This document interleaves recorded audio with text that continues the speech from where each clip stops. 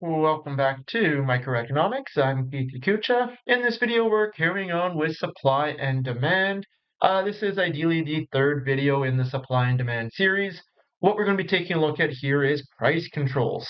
And we'll start this off underneath the typical presumption that we have a completely competitive equilibrium. But for whatever reason, maybe we have social objectives, social goals that differ from economic ones. We're going to impose some kind of government policy, a price control, which will influence the price and correspondingly the quantity exchanged in a given market. Part of this, we'll also do a welfare analysis. We'll take a look at how this change in government policy ultimately ends up affecting the consumer, the producer surplus, and potentially we add the third player, the government, and if the government is better or worse off in that scenario as well. We will also take a look at a few cases where by implementing price controls, we don't have a competitive equilibrium. That is, we start off with a case of a market failure. Primarily, we'll take a look at a case with market power and how putting in price controls in cases with market power ultimately ends up influencing things there. So let's go jump over and get started and have a look.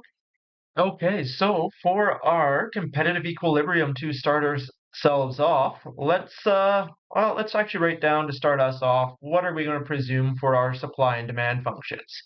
So throughout the entirety of this video, we're going to presume that we have a function of 80 minus 2q and a function of price equals 10 plus 3q. So these are the two functional forms we're going to work at for our supply or demand. In this case here, although I'm saying supply and demand, we see that negative 2q, this top one is actually our demand function, where plus 3q upward slope, this is our supply function. So although I said supply and demand, we actually have represented here demand and supply. Again, we can tell that by the negative downward slope for demand, positive upward slope for supply. To visualize this and determine our competitive equilibrium, we can start off by going, okay, there's our axes, dollars on the vertical and output on the horizontal. To start off, typically I like to draw the demand curve to begin, and so we would have 80 minus 2q. So when q is 0, we have a vertical intercept of 80. And then we drop off at a rate of 2q. We'll say that puts us somewhere around there. This is our demand, also thought of as our maximum willingness to pay curve. And again, in fact, when we write it in this way, we're actually writing it as a maximum willingness to pay curve. Of course, we can always find this horizontal intercept. That horizontal intercept is always the vertical divided by the magnitude of our slope. To get to our supply, well, again, we start off with the vertical intercept. So in this case, we'll say somewhere around there is 10. And then our supply is upward sloping with a slope of 3.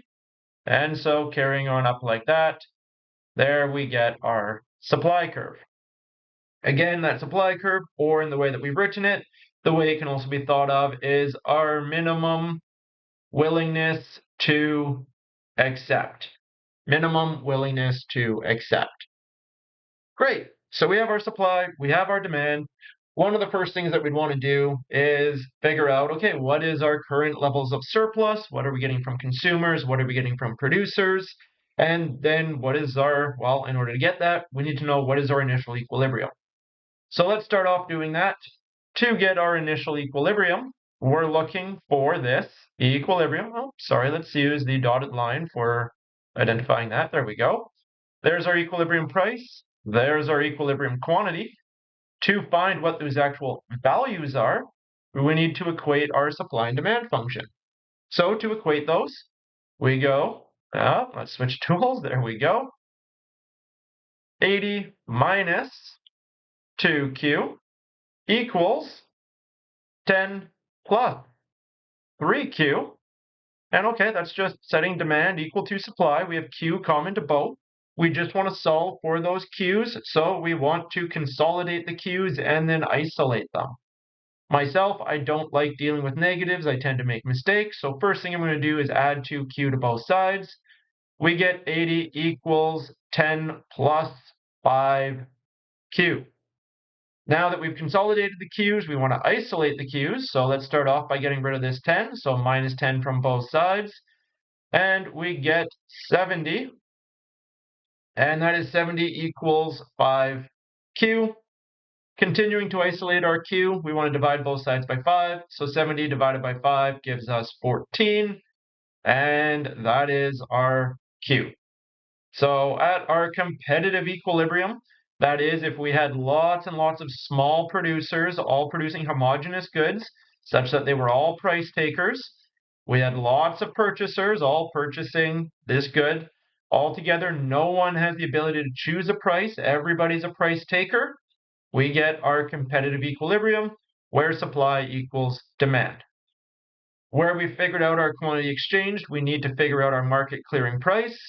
The way we get our market clearing price is we throw our quantity exchanged into either the supply or demand. Shouldn't matter which one we use, we should get the same price in both cases. In this case, why not? Let's use our demand curve, and we get price equals 80 minus 2 times 14. 2 times 14 is 28, so that would be 80 minus 28. That gives us altogether a price of $52. So there we go, working through that, and we get our market clearing price of 52. Not so bad. We have our competitive equilibrium, and from that competitive equilibrium, our market clearing price and our quantity exchanged at equilibrium. From here, let's get our starting point as to, well, what is the highest efficiency, the highest level of surplus that we can receive given this supply and demand diagram? And that is our base starting point, and figure out what this initial consumer and producer surplus is. Let me clean up this equation and we'll go do that.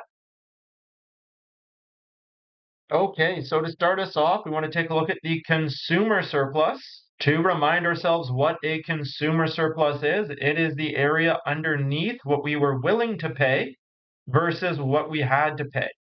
So we were willing to pay 80, a little bit less, a little bit less. I mean, taking a look at the equation, I could say I was willing to pay 80, 78, 76, 74, 72, 70, 68, right? Going just down by 2, 2, 2, 2 every time Q went up by 1.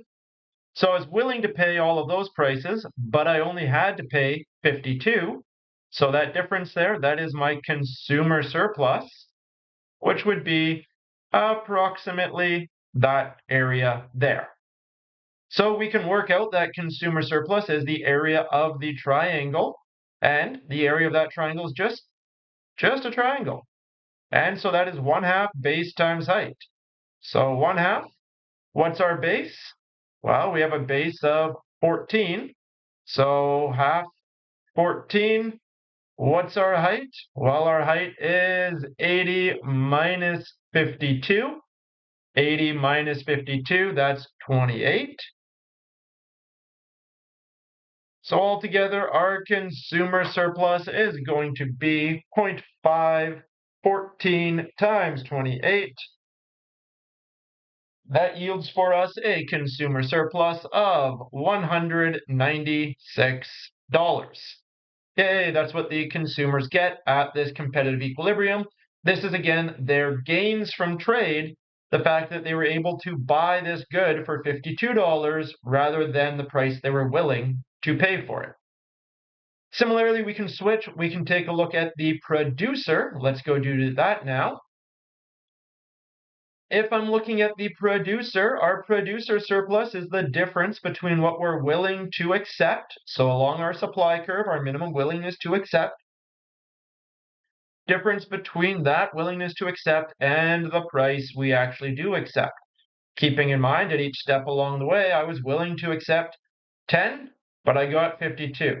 I was willing to accept 13, but I got 52. I was willing to accept 16, but I got a price of 52. This is the producer's gains from trade, the difference between the price they got to sell their units for versus the prices they were willing to sell each one for. The producer surplus then would be that red triangle. And so again, we can figure that out as just the area of a triangle. Our producer surplus is 1/2, again, base. We again have a base of 14. Great, there we go. 14. And then height. In this case here, the height of our producer surplus is 52 minus 10. So we have a height of 42.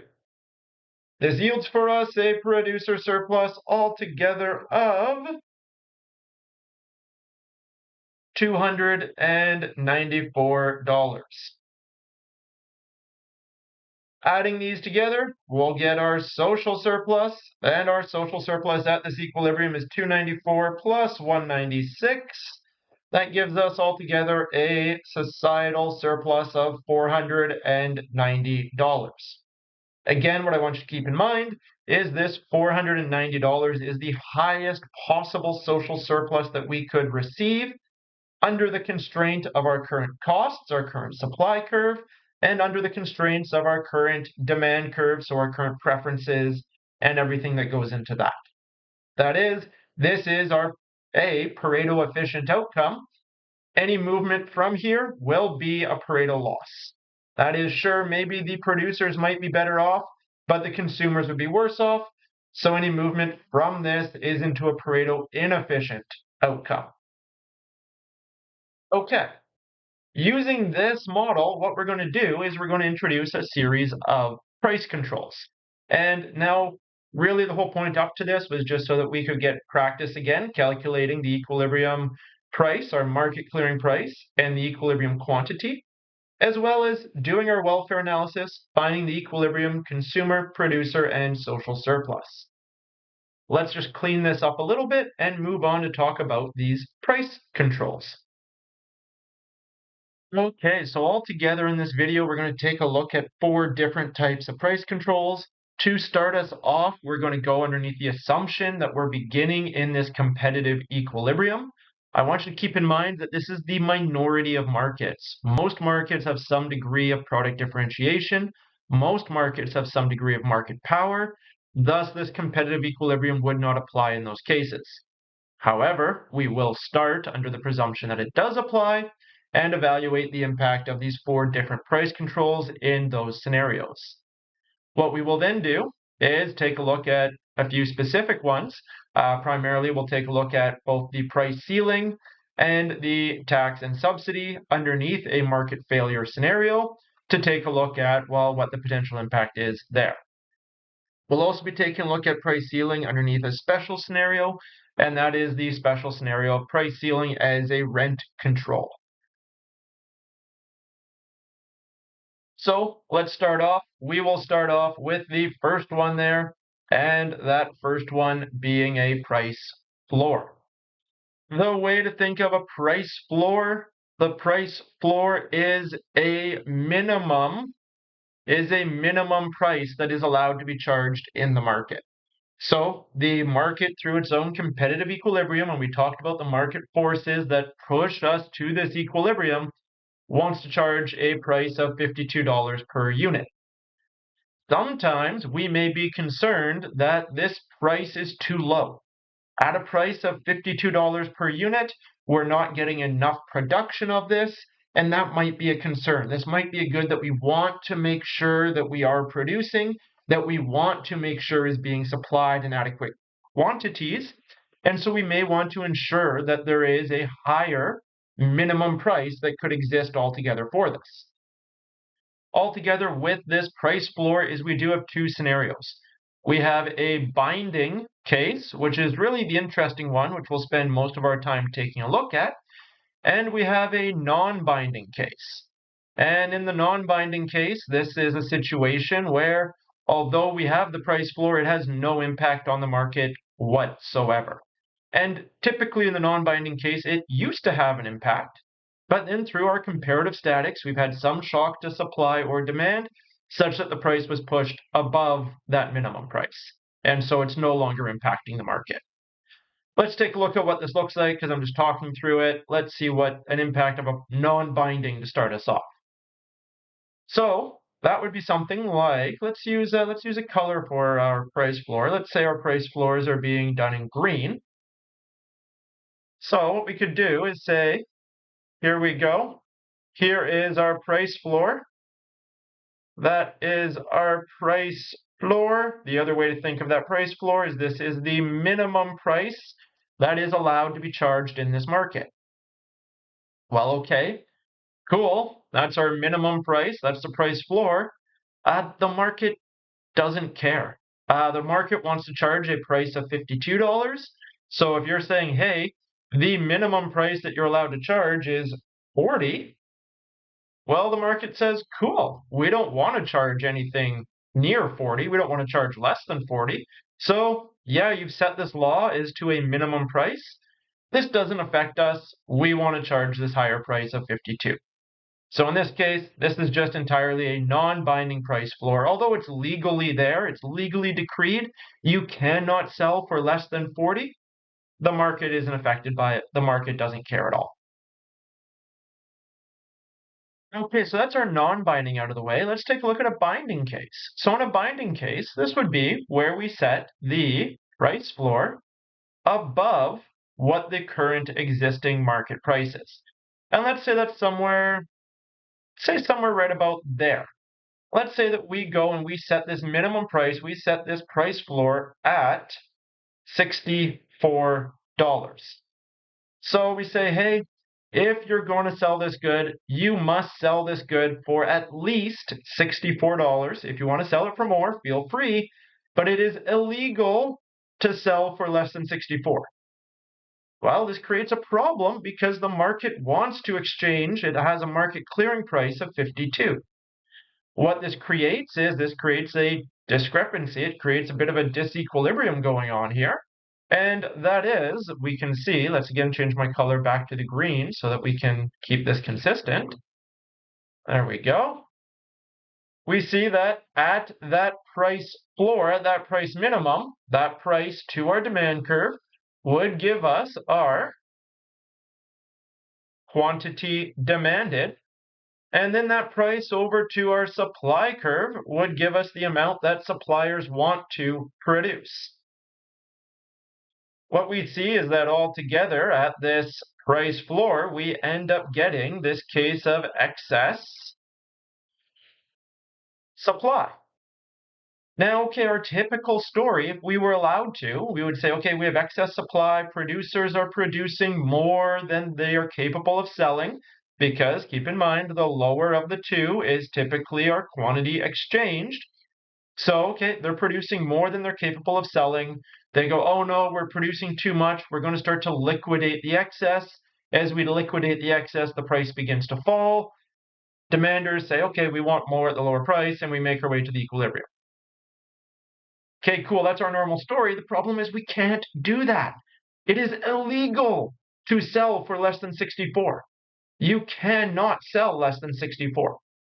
So the problem here is that we're stuck. We're stuck at this high price. We're not allowed to adjust downwards. So what begins to happen is this quantity demanded becomes our new quantity exchanged, and our new market price becomes this 64. To work out what this does to our welfare, that is our consumer producer surplus altogether, let's evaluate that. Let's see what happens. So starting off with the consumer. In this case here, our consumer surplus is the difference between what they're willing to pay and the price they have to pay. So they were willing to pay as high as 80, they have to pay 64. They were willing to pay, drop down to 78, have to pay 64. So the consumers are still getting surplus. We just see that it is markedly smaller in this case here. You know what? That's barely a difference from the other one. Let's just make this guy a little bit more transparent. There we go. Let's do the same one for our old producer surplus, a little bit more transparent. You know what? I think we can be even bolder than that. Let's go very transparent. There we go. That's a bit better. Okay, so we get our new one. Let's make that get just a little bit brighter. Something like that, maybe. There we go. That makes it pop. So we get our new consumer surplus. If we want to go work out that new consumer surplus, well, to get the consumer surplus, we need to have the area of this triangle, 1/2 base times height. Well, we have the height. We know that the height is 80 minus 64. But what we don't yet have is our quantity exchanged. We don't have what our quantity demanded is at this price floor. So, okay, we need to back up. Before we can calculate our consumer surplus, we need to figure out what quantity demanded is. So let's go figure that out. To figure that out, we go back to our demand curve to find our quantity demanded.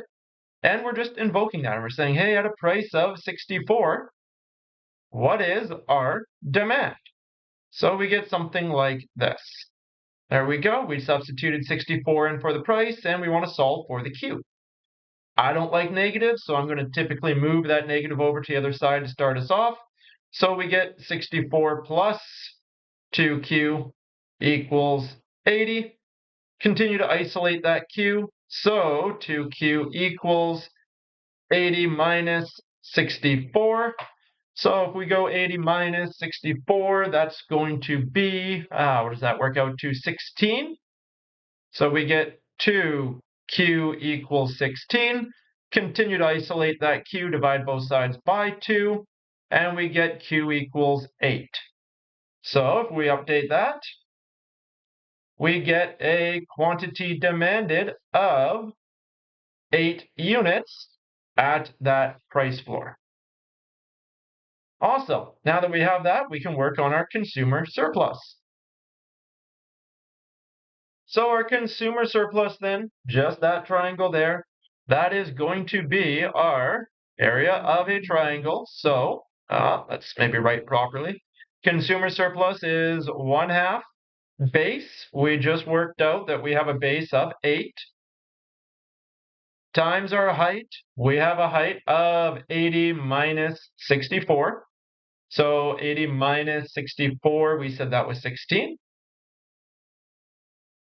So altogether, we have 1/2 8 times 16. We now are having a consumer surplus of only $64. So if we take a look at the impact, consumers used to be getting 196. They're now only getting 64. I don't know about you, but to me, that makes it look like consumers are significantly worse off. Consumers are not going to be happy. That's my sad face due to this policy change.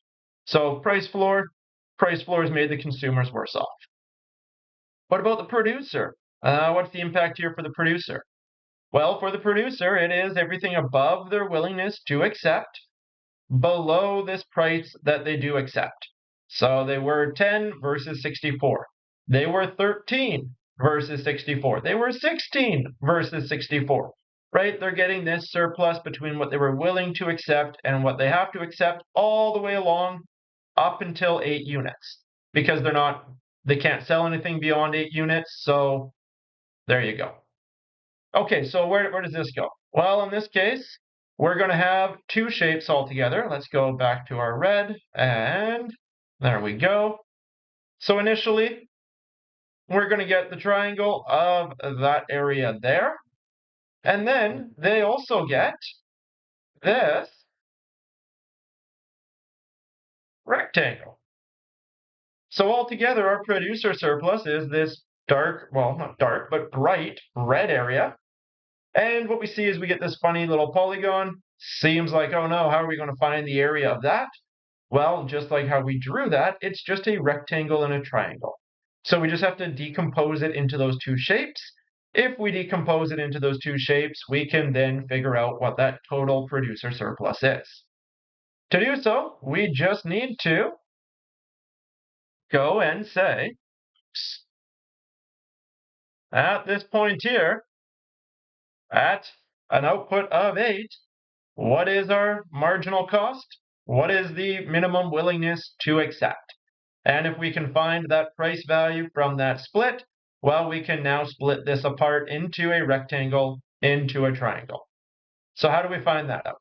Well, we invoke our supply, we invoke our minimum willingness to accept equation.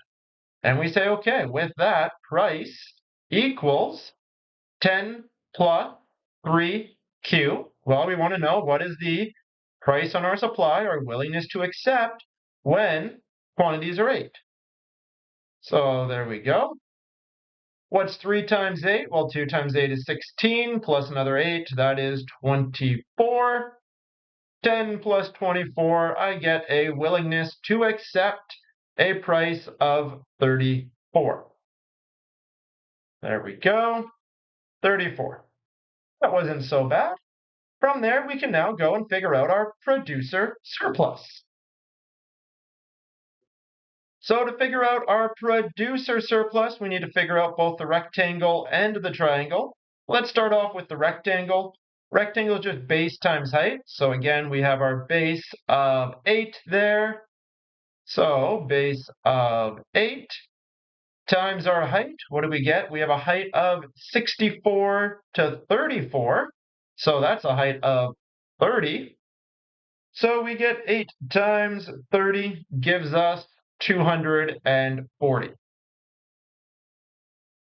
Okay, we're not done yet. This was just that rectangle. We now need to figure out what is that bottom triangle part. So that's also the 1/2 base.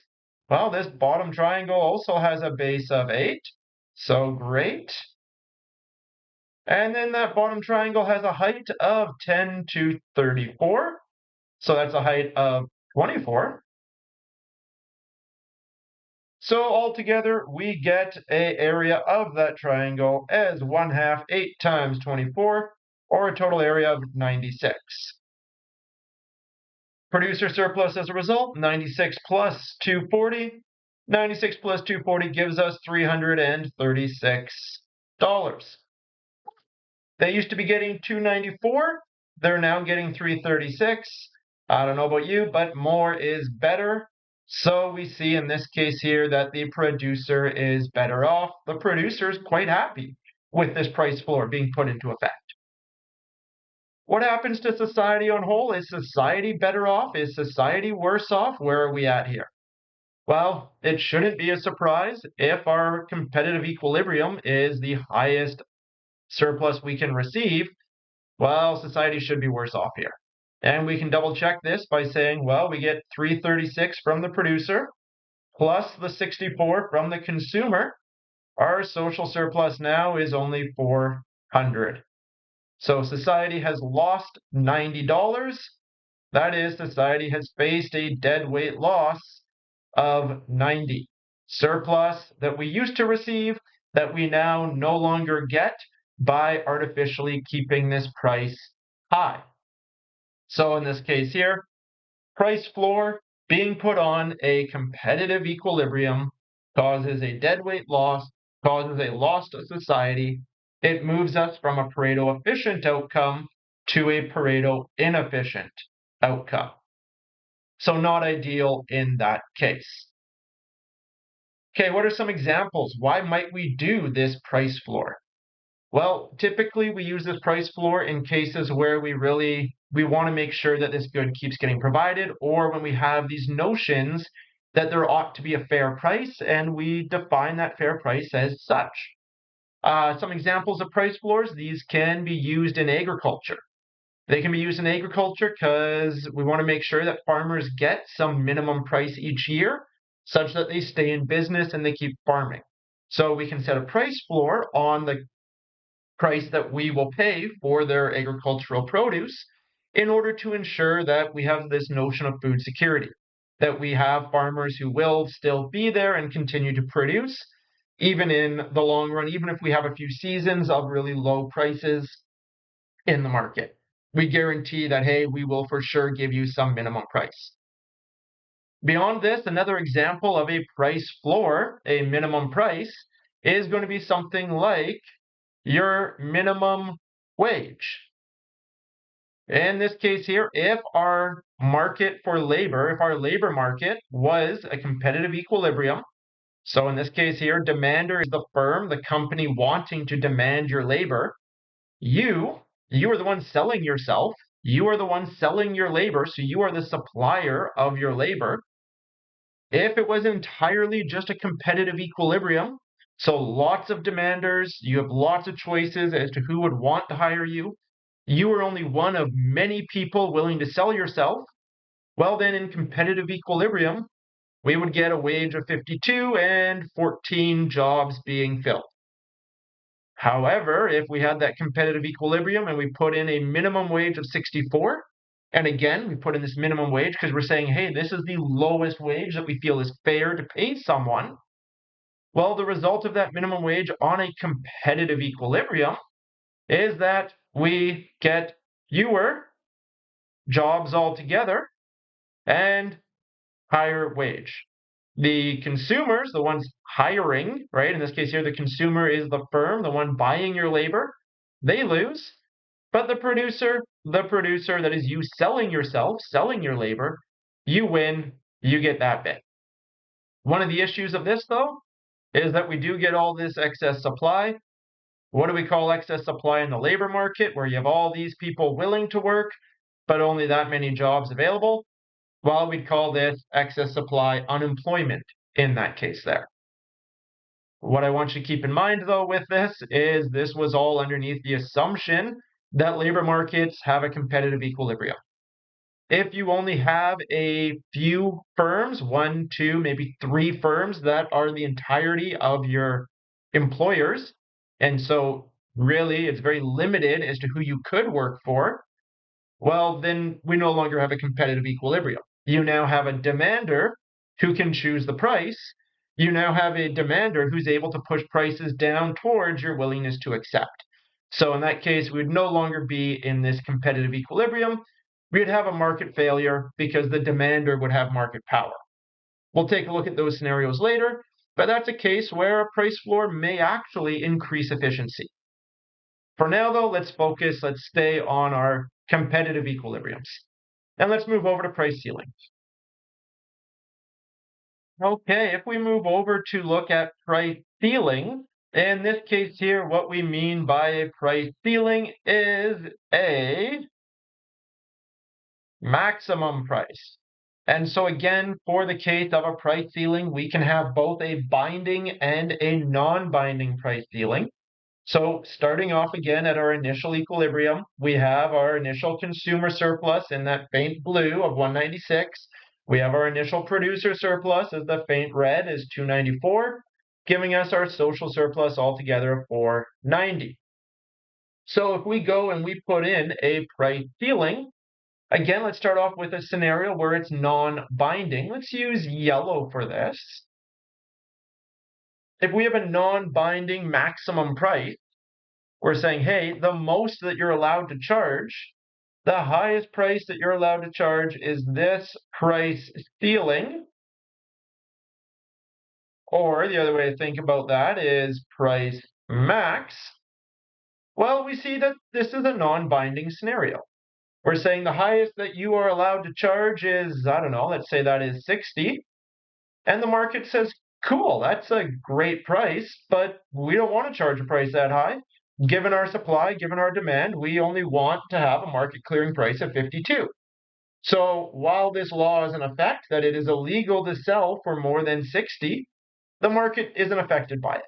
The market isn't affected by it. It is entirely non-binding on this market. So nothing too exciting, nothing interesting in this case here. So let's take a look at a scenario where it is binding because that's where the magic happens. So let's move down our maximum price such that our maximum price is below the equilibrium. And by being below the equilibrium, we actually get an impact on it. So let's go and set our price ceiling to, let's say somewhere around here. There maybe? Sure, maybe that's it. We'll say that it's somewhere around there and that this is at a price of 46. Okay, so in this case, we're saying the maximum price you're allowed to charge in this market is $46. The market, though, wants to charge 52. This is problematic. What we end up getting is, based off of this price ceiling, this maximum price to our supply curve, gives us our quantity supplied. And then this price max, this price ceiling over to our demand curve, gives us our quantity demanded. So we have our quantity supplied. I could probably do a better S than that. There we go. Quantity supplied. We have our quantity demanded. So we get all of this excess demand. Okay. This is where things become problematic altogether in the case of price controls, is typically when we have excess demand, that is, we really want something, but there's not enough of it available for us to get. This is where we kind of get nasty sometimes. Now, I want to keep in mind what's the traditional story if we just had this price discrepancy? Well, market forces would say, hey, I really want it. There's not enough of it. So to ensure I get the ones that I want, I will push up the price in order to buy them at premium, but making sure that I get it. Firms realize this, they resultingly go and say, well, if you're willing to pay more, we will charge more and produce more. And we move along the supply, we move along the demand back to that market equilibrium. Great story. But in this case, you're not allowed to bid up the price. It is illegal, at least on the normal market, to pay anything more than $46 for this good. So we're stuck in this scenario of excess demand. And this is problematic, and we'll take a look at some of these social issues that end up arising from this a bit later. What does this do for our welfare altogether, though? Well, in this case, I'm going to start off with the producer and take a look at the impact on the producer surplus. Again, for our producer, it's the difference between the prices we're willing to accept and the price we have to accept. So the difference between our supply and that price that we do actually end up selling our goods for. So let's go get the triangle tool and let's take a look at that. For our producer, we get a triangle roughly like that shape there, and that would be our producer surplus. We're willing to accept 10, 13, 16, 19, all the way up, but we do get a price of 46 all the way up to our quantity supply. So again, we can find our producer surplus just as this area of this triangle, 1/2 base times height. And you'll see instantly that again, we are running into this problem where we don't know what the base is. But we can solve that again. That is, we can invoke our supply, because that's price to our supply line, and say at a price of 46, what is my quantity supplied? So invoking our supply equation, we get at a price of 46, we have 10 plus 3Q. Now we just want to isolate that Q, so let's subtract 10 from both sides. We get 36 equals 3Q. Again, continue to isolate that Q, so divide both sides by 3, and we get 12 equals Q. So in this case here, we've just calculated our quantity supplied, and we've calculated that to be 12 units. So drop in our total quantity exchanged from 14 to 12, and we now have our new base as to the amount of stuff bought and sold in this market under the price ceiling. Now that we have this, we can work out this producer surplus. So let's go do that. So the producer surplus, just that triangle, 1/2 base times height. So we have 1/2. We have a base. What's our base? 12. We have a height. What's the height of this? We have 46 down to 10. So we have a height of 36. So altogether, that area of that triangle, 1/2 base times height, we get a total area for our producers. Our producers are getting $216 of surplus. Where does that make them relative to the base scenario?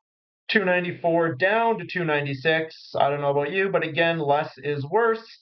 These producers are worse off. They are losing under this scenario. Okay, let's flip it around. Let's take a look at consumers. Now, in this case, the consumers, well, they have their willingness to pay, but they only have to pay 46. So willing to pay 80, only have to pay 46. Willing to pay 78, only have to pay 46. Willing to pay 76, only have to pay 46. All the way down to our quantity exchanged of 12. So that is all the way down to that quantity exchanged of 12. Let's just drag that up. There we go, somewhere around there. We'll want to then drag that across and figure out what that willingness to pay is. Why? Well, because as we figure out this this consumer surplus, let's use blue again. There we go. We get our consumer surplus there. So that is, let's make that a little bit bolder. That's not quite bold enough. Let's make that a little bit more. There we go. So we get that triangle as part of our consumer surplus, difference between our willingness to pay and that 46 price we have to pay. But we also get, let's bring in the square tool here. We also get this area here. So altogether, both of those, that is the difference between what we're willing to pay and the price we have to pay. We get this weird polygon altogether. But again, don't worry, even though it's that weird polygon, we can break it apart into two different shapes, just like we did drawing it, that rectangle and that triangle. Both of those together will yield for us our producer surplus. So to start off, let's start off with the rectangle, because the rectangle is just base times height, that's less steps. We know our base is 12. Our height is 46. Oh no, we don't know what this willingness to pay is. So let's figure that out. What is the maximum willingness to pay for 12 units? Well, we can do that. We can invoke our demand equation, because we're just going up to our demand curve. And we can say, hey, what is the price from our demand? 80 minus 2Q. Well, Q is 12. So what's 80 minus 24? That would be a price of 56. So our maximum willingness to pay for 12 units would be $56. Great. That is just giving us that insight so that we can figure out that breakpoint between the triangle and the rectangle so we can do our base times height. Let's go work out that consumer surplus now. So for the consumer surplus, starting off with that rectangle, we have base times height. So we said base of 12 there, times height of 56 down to 46. So that is a height of 10. So that gives me 120. Now keep in mind that is not my consumer surplus altogether, because we also have this triangle sitting on top like a hat. That is this triangle here. And we also have to figure out that. So area of a triangle, 1/2, again, base of 12. And the height of that triangle is 56 up to 80. So 56 up to 80 is 24. So we get all together 1/2 12 times 24. We get 144 as the area of that triangle. It's actually a pretty big triangle in comparison then. Scale's not great.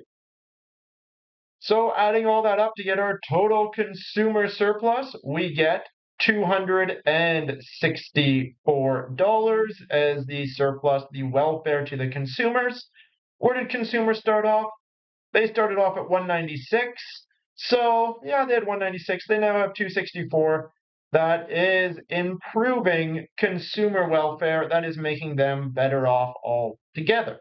So producers lose, consumers win. What is the impact to society then?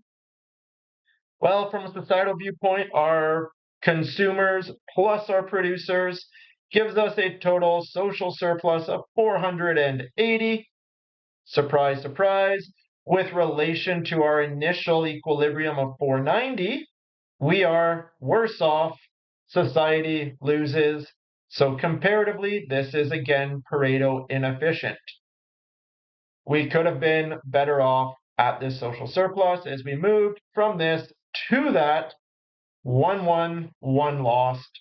This is not a Pareto improvement. New social surplus. Okay, so from a economic side, we can see that a price ceiling, when placed again on a competitive equilibrium, is problematic. That when placed on a competitive equilibrium, we have a loss of efficiency, and so we are overall worse off, despite consumers winning. Well, why do we typically put these in place? We typically put these in place because we want this equity of consumption. We say some good, some service is so valuable that everybody should be able to have the option to buy it, irrespective of their income. They shouldn't be priced out of buying it. That we keep the price low, we keep the price at some maximum. Of course, what we end up doing with that is we say, great, the price is so that everybody should be able to afford it if they could, but we create this huge shortage such that more people want to buy it than they produce. So awesome, you can now afford it at 46. That's now deemed fair for the price, but good luck finding it. You're going to be having a very, very hard time actually finding one for sale because so many people want to buy it at that price. This creates problems. This creates several social issues altogether that we have to also work through and evaluate. And so, what are these social costs of a price ceiling? Well, one of these social costs is that because we have all of this excess demand, all of this excess demand can end up being sold based off of seller's preference. And that is the seller, the producer of this good, has 12, and they know that there is something like 20. Don't be like, hey, Keith, I actually worked out what that quantity of demand is. It's not 20. Yeah, we could work out that. I'm just too lazy. I'm just making a notional number here. We would have this excess demand of 8 units in that notional number, such that, hey, the seller can realize there's so many people who want their good, they can decide who they're going to actually sell it to. They can engage in this seller's preference. This is just a really fancy way of saying discrimination. And they can say, yeah, I'm going to give these 12 units, I'm going to sell them to my friends first. I'm going to sell them to people who have some notable distinction in the community, and maybe that prestige will then come back to me as some kind of benefit. I'm only going to sell it to people of my ethnic group. I'm only going to sell it of people of my tribe, of my, however I define myself in society. That is what we end up seeing in this case where we have excess demand is that the producers, the sellers of this good or service, have this extra power. And with this extra power, they can begin to discriminate. They can pick and choose who they sell this to. This becomes problematic, as you may imagine. So not something we typically want to see in this case here. So not great. One of the other potential issues is, let's say that sellers are altruistic, they're not engaging in this discriminatory behavior, they are just selling it to anybody and everybody. Okay, ideal. Well then, how do you make sure that you get one of these 12 units? Well, to make sure you get one of these 12 units, you need to be on the ball. You need to be quick. You need to be there right away. And so what we get is we get queues, we get lineups. You just have to wait and hope that a delivery, a shipment shows up so that you can get this good or service. You see this in cases in some Latin American countries. They have price ceilings on the price of gasoline. And as a result, at times, there is less gasoline being supplied than what is being demanded at that price. The result, you get massive lineups going around the block of people waiting for a delivery to be able to fuel up their car. Similarly, if you take a look in Soviet Russia, you get your infamous bread lines, where again, you set this maximum price for the price of bread, which was too low for what the resulting supply would be and what the resulting demand would be. So as a result, in order to actually get bread, you had to ensure you were first in line every morning, and only the first few in line every morning were actually able to get bread. Everybody after that point, sorry, come back tomorrow, try to be earlier. What's the problem with lineups? Well, the problem with lineups is you're giving up your time, and your time is valuable. Every moment that you're waiting in line is now a moment that you couldn't be working, that you couldn't be engaging in other economic activity or in your own leisure.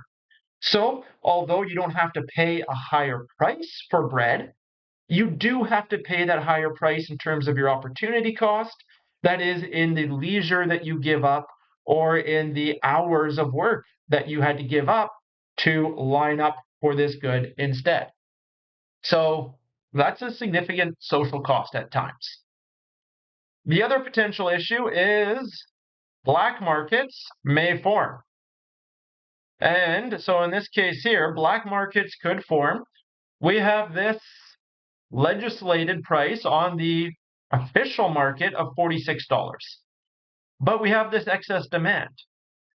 If you are willing to, risk the law, risk getting caught, well, if you were buying up these initial 12, or even if you were the seller of these initial 12, you could realize, hey, the willingness to pay for these 12 units is actually $56. So as a result, this maximum willingness to pay could potentially become a black market price, such that the sellers could just could keep some of them to themselves and sell them illegally at this black market price, in which case they would just capture this square of the consumer surplus. Or, of course, some of the ones who were worth lining up, showing up early, or their buddies with the shopkeeper, they were able to be positively discriminated for. In either of those cases, they capture some of these 12, and then they illegally resell them at this black market price, making that, in this case, $10 per unit profit. This becomes problematic because, again, the big reason for setting a price max, a price ceiling, was to have this equity of consumption, this belief that everybody should be able to afford it at 46 because we thought 52 was too expensive. But yet, if black markets become rampant, then this good ends up selling on the black market, and really to make sure you get it, you have to buy it on the black market. It actually becomes predominantly sold at 56. So although this was put into effect to keep the price low where everybody could buy it, the resulting impact is actually you end up getting a black market price, which is even higher than what you were hoping to have to pay in the free market. So it completely ruined our equity of consumption argument if black markets can form. Final case is that we can engage in rationing. And rationing isn't actually that big of a social cost. This is mostly a way to try to overcome these social costs while still having a price ceiling in effect. And the way that rationing works is in order to be able to buy this good, you must have some criteria as well as enough money to buy it at that price ceiling price. And so typically in a lot of cases of rationing, you get some ticket. Imagine this being a ticket saying, hey, here you are entitled to one loaf of bread.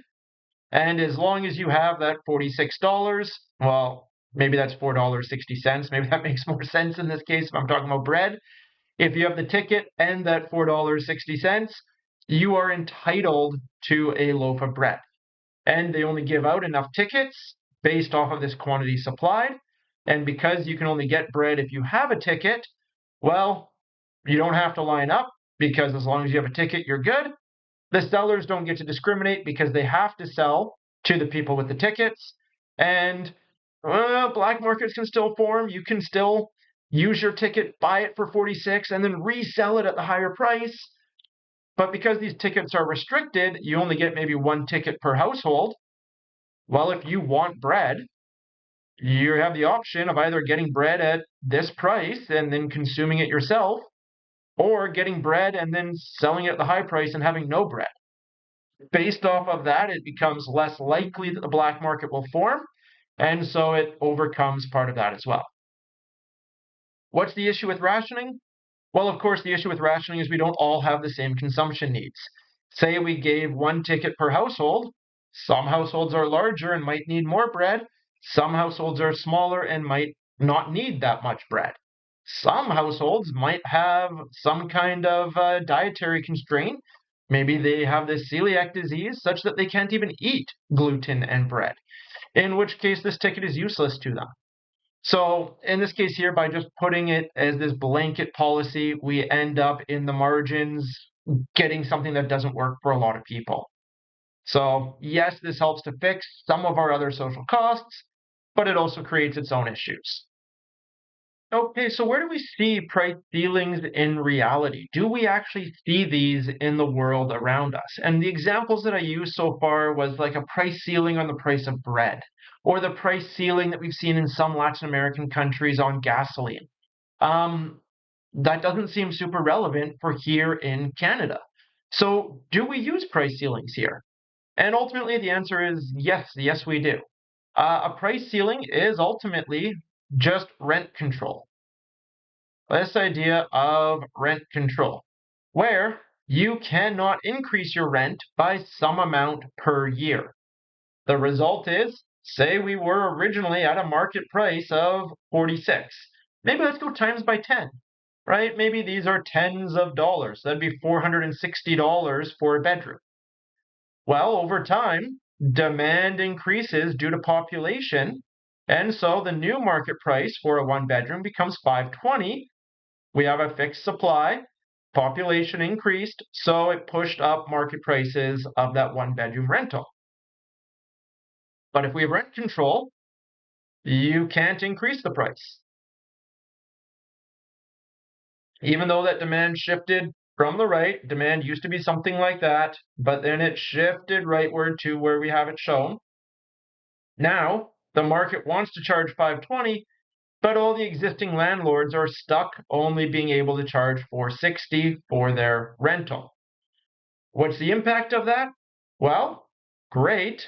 We get this increase in consumer surplus versus what it would have been following it. Landlords, they lose. They would have been having this increase in producer surplus, but they don't get that. Society altogether gets this deadweight loss, this loss of surplus, because why do we have this loss of surplus? Because as demand increased, when we weren't allowed to increase the price, there was no incentive for new landlords to come in and offer new rentals on this market. So the result is that our quantity that we are supplying is just restricted at that initial price, which is now our price ceiling. Okay, doesn't seem problematic because consumers, the ones who are our tenants, seem to be winning with this big consumer surplus. Great, you're winning with this big consumer surplus if you were an existing tenant. If you're a new tenant, well, we now have all of these people wanting a one bedroom unit at this price of 460. They can't get one. There's not enough. There's only 12 one bedrooms being available, but 20 people want one. So we have a big problem. Landlords have no incentive to increase the supply because they can't increase the price. So they don't want to supply more units because they can't charge any more. This is the price, this is the quantity that makes sense to them. So we're stuck with this excess demand. Because we have this excess demand, what do we begin to have happen? Well, we have this massive housing shortage such that you can't find a place. So what do? Well, you go and you spend a lot of your time on Kijiji, Facebook Marketplace, Craigslist, something like this. Used Victoria, just refreshing, hoping that there's some turnover and a new rental becomes available. This is your lineups. Then, even when the new one becomes available, you then are one of the first ones to be there. You have to like take time off work to get there. You have to rush there, say, yes, I will be there tomorrow early in the morning to see the unit. Or you know what? No, I don't even have to see the unit. I'm just going to take it sight unseen because I'm that desperate for it.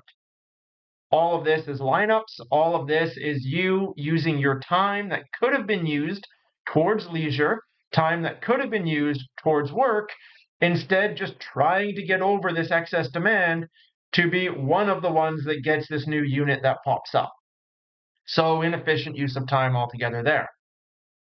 Beyond that, we also get this seller's preference. We get this discrimination in who landlords get to rent to. We have these situations where they say, no, I'm not renting to students. I don't want partiers. No, I'm not renting to you because you're of this ethnicity. No, I'm not renting to you because you're of this gender. I'm only renting to you because you're of this gender. We get these kind of discriminatory factors where because the landlord has this extra power, they get to be extra choosy and discriminatory in who they do or do not rent to. That is again problematic. Finally, do we get black markets in this scenario? Yes, we do get black markets in this scenario. Sometimes you just get landlords who just provide places that aren't even legal or even just essentially closets, basements that are unfinished, and the rest. And they are just providing this underneath the situation such that it's not legally on the market. And they're able to charge this black market price as a result, significantly higher than what the actual market price would be. And they can continue doing this without being caught. You don't believe me? Take a look. I'm sure some of you are living in situations like this, unfortunately, where it is essentially a rooming house. And although it would be a one bedroom for 460, you actually only have a fraction of that one bedroom with a sheet separating it between 2 or 3 different other tenants in a one bedroom. Other ways that they can do this is they say, okay, well, we can't increase the rent, but there's nothing legally preventing me from charging you for a parking spot. I don't have to provide parking and rent. So while I can't charge you any more than $460 a month for your one bedroom, I could charge you an extra $100 a month for your parking spot. That extra $100 per month for your parking spot now becomes an extra benefit that isn't rent controlled. And I can charge that price based off of what you'd be willing to pay to live there, knowing that to a degree, well, your vehicle is going to be attached to you in your willingness and your ability to find somewhere to live for most places. So we get that happening in this case as well. We haven't effectively done rationing in this housing market.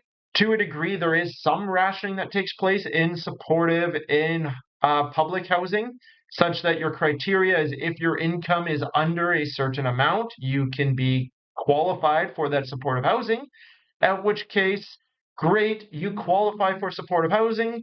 When something is available, keep in mind, there's a lot of you, when something is available, you can get it at that rationed price because you've met that income threshold. You are below whatever that criteria was that we set for it to be rationed.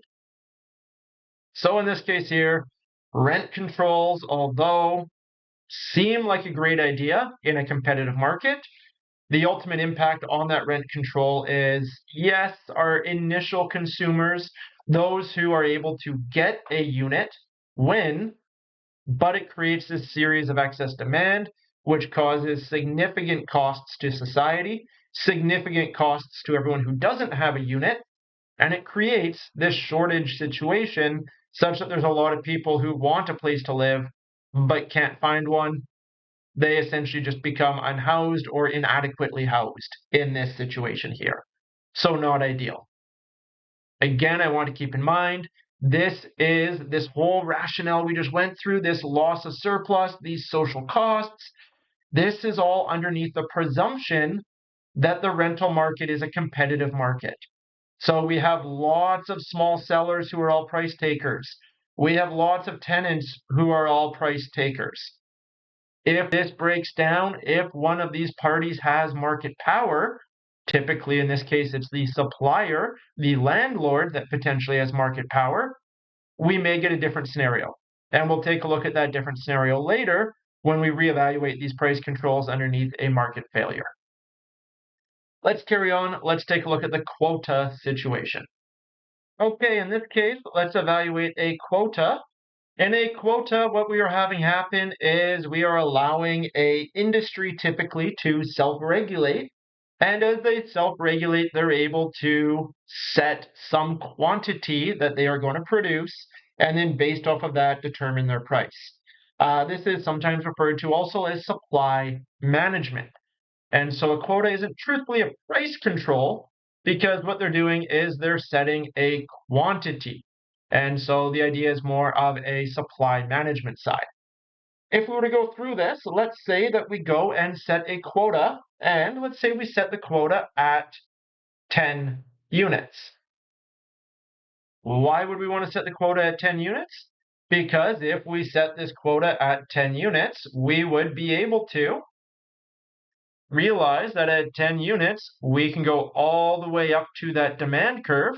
And all the way up to that demand curve, we could charge people that maximum willingness to pay for those 10 units. Potentially, then, what we can do is set this at some profit maximizing level.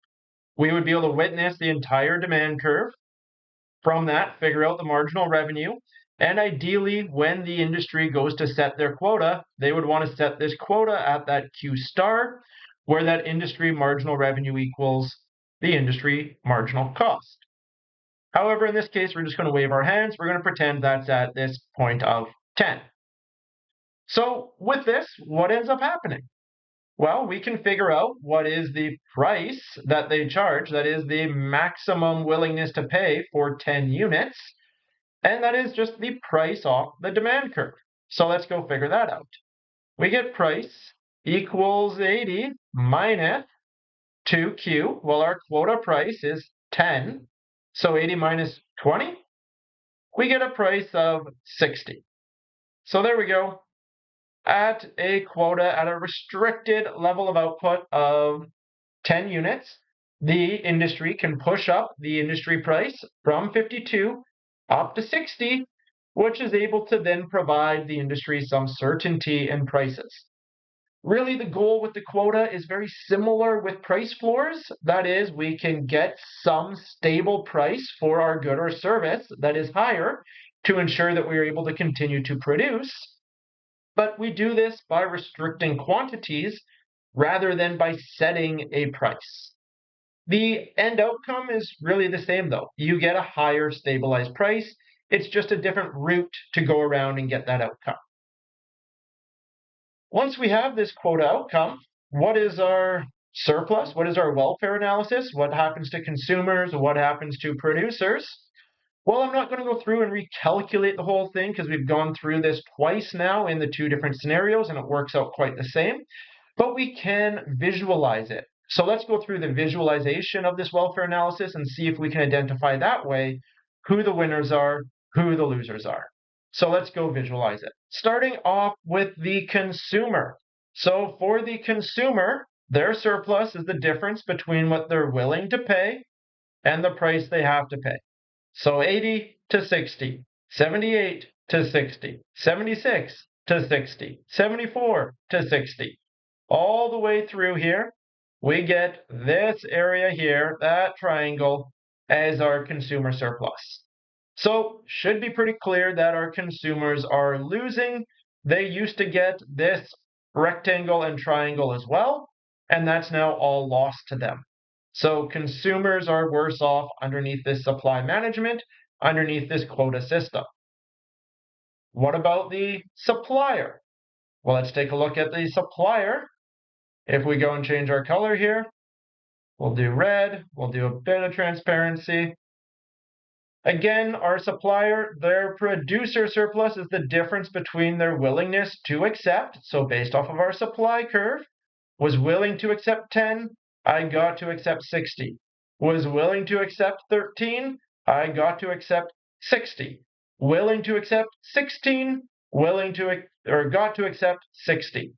So altogether, our producer surplus is going to be part a triangle, so just that bit there, and part, let's switch to the rectangle tool, part this rectangle. So what we see is that the producers quite easily win. They capture this bit of surplus from the consumer. That's a transfer from the consumer to the producer, although the producers do lose this little triangle. Overall, producers win. Overall, the win to the producers is that producers are up, consumers are down. What about society? Well, society faces that dead weight loss, And that deadweight loss is this area here that used to be shared between the two and is now just altogether gone. So deadweight loss, we are allocatively inefficient. This is not a Pareto improvement. We are worse off going from the competitive equilibrium to this outcome here. So that is our quota situation. Some examples where a quota is used. Well, like I said, in cases of supply management, our typical case of supply management in Canada is our dairy industry. And we looked at them earlier as this idea of a cartel. And very similarly, it is essentially that. It is they set their quantity based off of their cartel quantity, and they are essentially putting in a quota on their production to restrict output and push up prices in order to profit maximize for the industry and set some price such that the industry is able to continue on and we have this notion of food security. In this case, that we have continual access to dairy at a price that keeps dairy farmers here and operating. So that's the goal, that's the rationale for the quota. Although again, with all of these, the big takeaway is that they result in a loss to society. They are a Pareto reduction. We are worse off from the competitive equilibrium to the outcome underneath a price control. And again, the same, I think, happening. Let's go on to the last one. The last one I have to talk about is we'll probably spend the most time here, and this is going to be taking a look at a tax. So let's go evaluate a tax. Okay, so for a tax or a subsidy, you'll remember when we were going through our determinants of supply, determinants of demand, we said that tax was one of those determinants of supply, but we kind of just kept it as its own thing. Now, I want to be clear, in reality, we can have taxes on the producer, we can have taxes on the consumer, we can have them placed all over the place here. For simplicity, and this is just entirely a simplifying assumption, we are always going to presume this tax just goes on the supply curve. The end outcome really doesn't make a big difference, so we're just going to keep it simple, and we're always going to say that a tax or a subsidy just affects the supply. Of course, if you go through the textbook, if you look online, it does go through examples where it's on the supply side, examples where it's on the demand side. Yes, we could model it a whole bunch of different ways. Here, to get the basic idea as to what's happening, we're just going to simplify things down. We're only going to take a look at the tax on the supply. We're going to further simplify it too. There's two ways that we could ultimately evaluate this tax. And let's take a look at that. Two ways, so two possible supply curves. We'll have, let's fully label our axes. Oops, that's not the right tool. We have our vertical axes in dollars. We have our horizontal axes in numbers of units produced. And so we then have our supply curve in each case. The first case that we could evaluate, let's use this fuchsia, sure. First case we could look at is where we have what we would call a value added tax. And in the case of a value added tax, this is something like our GST or our PST. That is, the tax is just some percentage of what we're selling for. The result is, well, if the price is low, what's 10% of $10? Well, that's only 1. So that vertical distance there would be the size of our tax, and 10% of $10 would only be a vertical distance of 1. However, if we were to come up here and our willingness to accept was $100, well, 10% of $100 is now 10. We see that the size of our tax has gotten bigger. So it's still 10%, 10% of $10, 10% of $100, but what that means in dollars is that our tax has increased. What does that look like? Well, that looks like we get a supply plus tax line. I can't really get it to go through both of those given the way that I've drawn it. But essentially, the idea is that you get your original supply, you get your augmented supply that is supply plus tax, which is just steeper. because it's just passing through these higher and higher ones all the way along. We have our other case, which is just our excise tax. And in the case of our excise tax, we just charge a blanket tax per unit. So that is, we just charge a blanket $10 per unit tax. And this is kind of cases where when you buy a new TV, they just charge you that recycling fee. They just say, hey, great, you bought a new TV. We're going to charge you $10 for that TV. And that's just to cover the cost of what it's going to be to recycle these parts later on. This case here, doesn't matter if you bought a cheap $100 TV, doesn't matter if you bought a super expensive $1,500 TV, you're paying an extra $10 for that TV, irrespective of what that cost of the TV was. So the impact now is just we get a parallel shift up from our supply to our supply plus tax, such that that vertical distance between those two lines is just the size of our tax, and that's just $10 per TV. That's just, even down here, $10 per TV. Just a vertical shift all the way along, parallel move of the two curves. Nice and easy. Everything we're going to develop is completely the same, irrespective of which kind of tax that we have. However, mathematically, conceptually, all of that, the excise tax is often just easier to work through. So again, in the desire just to be able to get through the theory, in the desire to be able to say, hey, this is what is important, is being able to evaluate the theory and what is happening, we don't need to unnecessarily complicate things. So we're just going to keep things simple by evaluating an excise tax. Just this simple unit cost of a tax. So that being said, let's go look at an excise tax on our competitive equilibrium. Okay, so if we go and we place an excise tax on this equilibrium, and let's say, well, let's just say what we just said there. Let's say we place an excise tax that is equal to $10 per unit. So we place a $10 per unit tax on this market. What is the impact? What does that do to our new quantity exchanged? What does that do to the new price that this good sells for? Does it just go up from 52 up to 62? Or do we get something different altogether? And then what's our consumer producer social surplus? Well, okay, if we're placing this tax of $10 per unit, all that is taking our supply curve and augmenting it up $10. And we're augmenting it vertically by the size of the tax at every quantity. That includes a quantity of 0. So what I can do is I can go and say, let's use that fuchsia color again. I can go and say right here at a quantity of 0, we now have 20 as that new intercept. And respectively, we get a new, these are parallel shifts, so two parallel lines. This is my new supply plus tax. And I want to be clear, it's the supply plus the tax because this minimum willingness to accept is unchanged, right? The firm still wants to accept this minimum price for each unit there, but that means in order to receive that minimum price, they have to collect $10 per unit more for them to receive their minimum willingness to accept.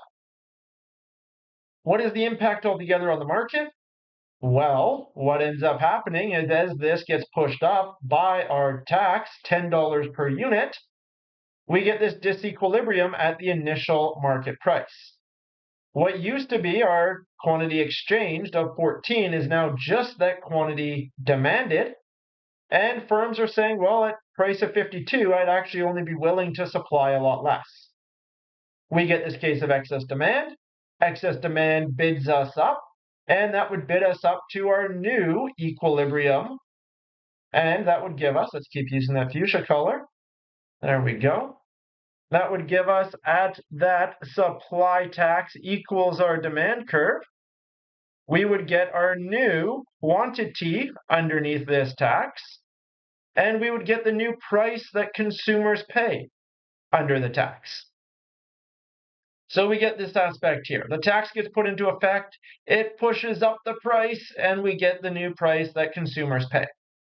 What I want you to notice is that this increase to the price is going to be less than $10 because part of this tax is increasing prices, but as we increase prices, consumers want to buy less. And so it's partly a price effect, partly a quantity effect as we transform between P and Q. Although you are paying PT, although you as the consumer, well, you know what? Maybe let's just solve this first. Maybe this may make it more clear. Let's solve for PT. Let's see where we're at.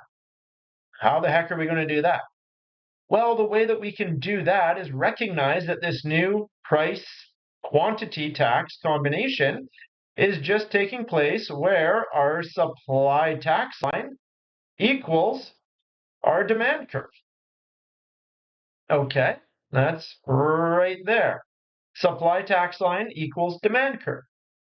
Well, we have our supply function. What the heck is our supply tax function? Well, the only difference between the two functions, because they're parallel lines, they have the same slope. The only difference is their vertical intercept. The supply tax has a vertical intercept of 20, where our supply had a vertical intercept of 10. So we can just take that supply tax of 20 plus 3Q equals our demand function of 80 minus 2Q. And so to go through that, again, I don't like the negative, so let's bring that 2Q to the left-hand side. We get 20 plus 5Q equals 80. Let's bring that 20 over. We want to isolate the Q, so we get 5Q equals 60. Divide both sides by that 5 to isolate the Q, and we get our quantity tax as 12 units. So there we go. Underneath this tax, our quantity exchanged will be dropping to 12 units. What's the price? What's the price that we're going to pay underneath this tax? Well, we can get the price tax by going, okay, when we have 12 units, what's our willingness to pay? So that is, take the quantity tax, put it into the demand equation. We could, of course, take this quantity tax and put it into that new supply tax equation and get the result that way too. But let's go take our quantity tax, put it into the demand, figure out what is our willingness to pay at a quantity of 12. So we get 80 minus 2 times 12. So that is 80 minus 24. That is, we get a price tax of $56. So let's update our diagram to incorporate that. There we go. So underneath this tax, we put in a tax of $10 per unit. As a result, our quantities exchanged fell from 14 to 12 units, and our price that we have to pay rose from 52 to 56. Here we go. This is what I wanted us to see, is that although we put in a tax of $10 per unit, we're not paying $10 more. We're only paying $4 more, actually. This only went up by plus 4. Well, what's happening to the other $6 of the tax? Well, the other $6 of the tax, because you, the consumer, are only paying $4 of this tax, the other $6 of this tax, we'd say, are being paid for by the producer. And how? Why? What is happening there? Well, let's keep in mind, if you're paying $56 per unit, and the government is taking $10 of that as a tax, well, then our producer is only receiving 56 minus that tax of $10. Our producer is only receiving 46. 56 minus 46 would be the size of that tax. That gives us our $10 altogether, such that, with respect to the initial competitive equilibrium, producers are paying $6. They're receiving $6 less. Consumers are paying $4, they're paying $4 more. Together, that $4 more and that $6 less makes the entirety of the tax that $10 per unit. Okay, what's our welfare analysis? Well, let's go work through the welfare analysis. Let's see what's happening here. Let's clean up and do that. So let's start off with the producer. Why? Well, why not?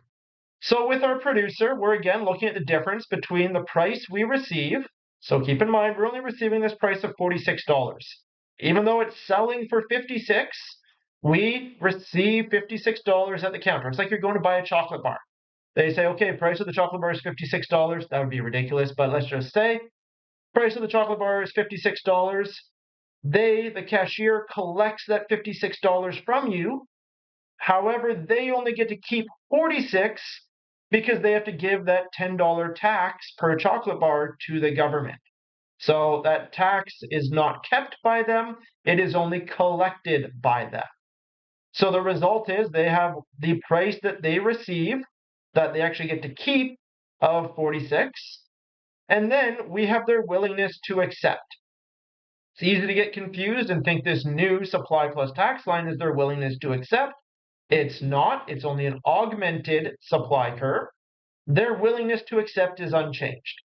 So they received a price of 46, but they were willing to receive above their supply, above their willingness to accept all the way along. So in this case here, we get, oh, that's the wrong triangle tool. Let's try that again. The producer gets that triangle there as their producer surplus. So there we go. That is our producer surplus. What does the consumer receive? Well, let's go back to our triangle. Let's change the color to blue for the producer like we've been doing. The producer is the difference between what they're willing to pay and this $56 that they have to pay. So they're willing to pay 80, they only have to pay 56. Willing to pay 78, only have to pay 56. They are getting their consumer surplus of that bit there. There we go. We have our producer surplus. The question then comes, well, what about this box in the middle? We have this whole bit in the middle that is below the price that the consumer pays, above the price that the producer receives. What's this area? Well, this is our tax revenue. This is the amount of money that was collected by the tax. So in this case, we're adding our third agent, our third economic actor, and that's the government. So if we were to take a look at that, what's happening? Let's use that tool. Let's make the government green. Why not? The government's collecting $10 per unit sold, and altogether, 12 units are being sold. So $10 per unit, 12 units. Altogether, the government is collecting this amount in tax revenue. And you might be, and forgiven entirely if you think this way, you might think this tax revenue is a negative. This is a bad thing. Ultimately, the reason why government collects tax revenue is to then utilize that tax revenue to provide goods and services back to society that the competitive free market may not provide on its own. So that is, all of this tax revenue collected is ultimately repaid back out one way or another. So it is actually part of our surplus. It is actually part of our benefit. So we get our social surplus altogether then as the producer surplus. I'm sorry, look at this. I've done this more than once now. This is consumer area. This is our consumer surplus. My apologies. Consumer surplus. So our social surplus altogether would be that consumer surplus, that triangle there, would be the government, the tax revenue, that would be the rectangle, and it would be our producer surplus altogether, that is the bottom triangle. All three of those added up, that would be our social surplus. We would get this weird shape that looks like this. What I want us to see is that even this, in putting in this tax, we still are facing a deadweight loss. We would still have a social surplus that's less than what we would have underneath our competitive equilibrium.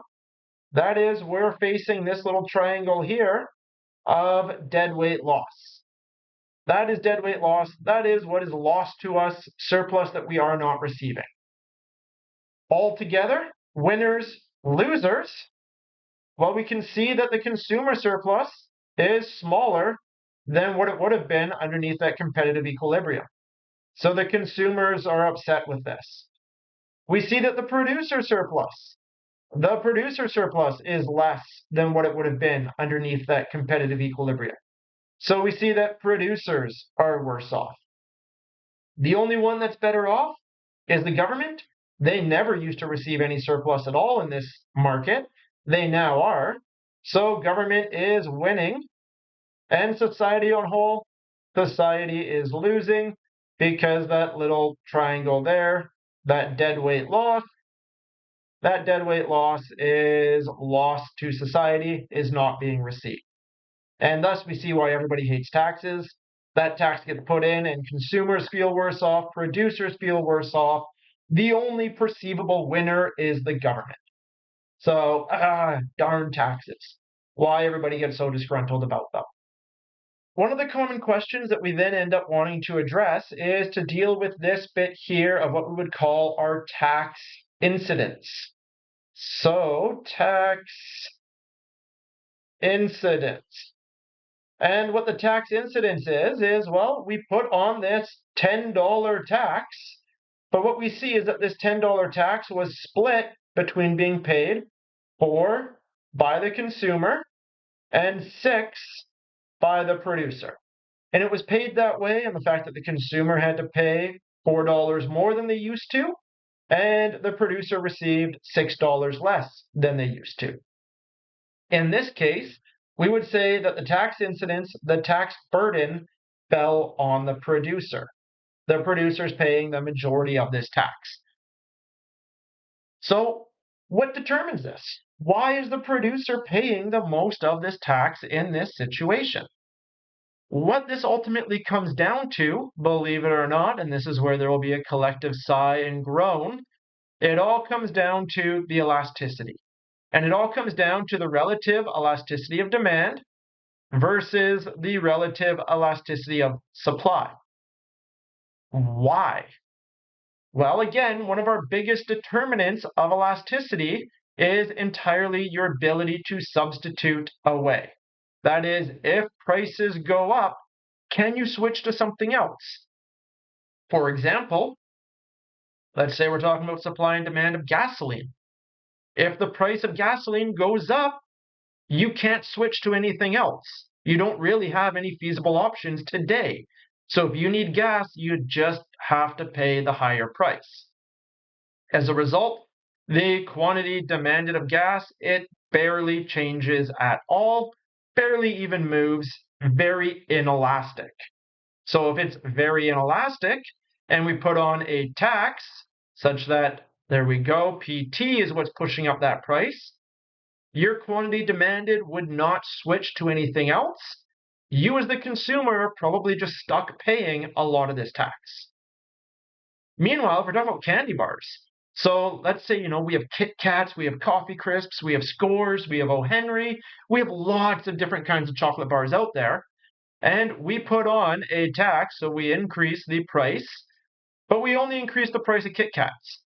Every other candy bar has still the same price. It's not being taxed. Only Kit Kats, for whatever reason, are getting taxed. What would you do here? Well, as a consumer, you would just say, well, great, you want to charge me more for Kit Kats? I'm going to buy fewer Kit Kats. I have all of these other substitutes available to me. I'm just going to decrease my quantity. I'm going to buy those other things instead. As a result, you can't stick the consumer with the tax because they just substitute away to the other goods that they have. So the result is, the more elastic the demand, the less the tax is going to fall on the consumer. The more inelastic the demand, the more the tax is going to fall on the consumer. Beyond that, what it really is, though, is not just the elasticity of demand on itself, it is the relative elasticity between the two, such that we would say if the elasticity of demand is less than the elasticity of supply, then it is the demander who faces the tax burden. The one with the lower elasticity is the one who can't get away from that price change, and so they're the one who pays the tax burden. If we look at it the other way, elasticity of demand, elasticity of supply, in this case here, it is the producer who can't substitute away from the tax burden. So in this case, it would be the producer that is facing that tax burden. That is, if we take a look at this, I can just take a look at it and go, hey, look at that. Our producer is facing a higher burden of that overall tax.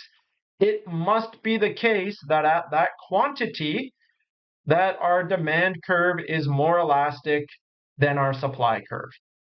And of course, we can test this. We can go and throw in our numbers and see if that's true. The point elasticity of demand at that point is the absolute value of P over Q times 1 over our slope. What's the slope of our demand curve? 2. 1 over slope. So what does that work out to for our elasticity of demand? Well, we get a P of 56. We have a Q of 12 times 1 over negative 2. So we get an elasticity of demand equal to 56 over 12 times 1/2. We get an elasticity of demand of 2.33. So demand's quite elastic. What's our elasticity of supply? Well, again, that's going to be P over Q times 1 over the slope. We don't have to do the absolute value because the slope's positive, so we're going to get an absolute value, or so we're going to get a positive as a result. P over Q, in this case, go to our supply. We have a price of 46. We have a quantity of 12. And we have a slope of 3. So that's going to be 1 over 3. In this case, what do we get? 46 over 12 times 1/3. We get an elasticity of supply of 1.27. So while our supply curve is still elastic, right? They're both greater than 1. They're both elastic. They're both price sensitive. We see that our demand curve is more price sensitive. So that is when this tax got put into place, our demanders, our consumers, were more readily able to substitute to other goods and services. Our suppliers could not rejig their supply, so as a result, they are stuck paying this tax burden.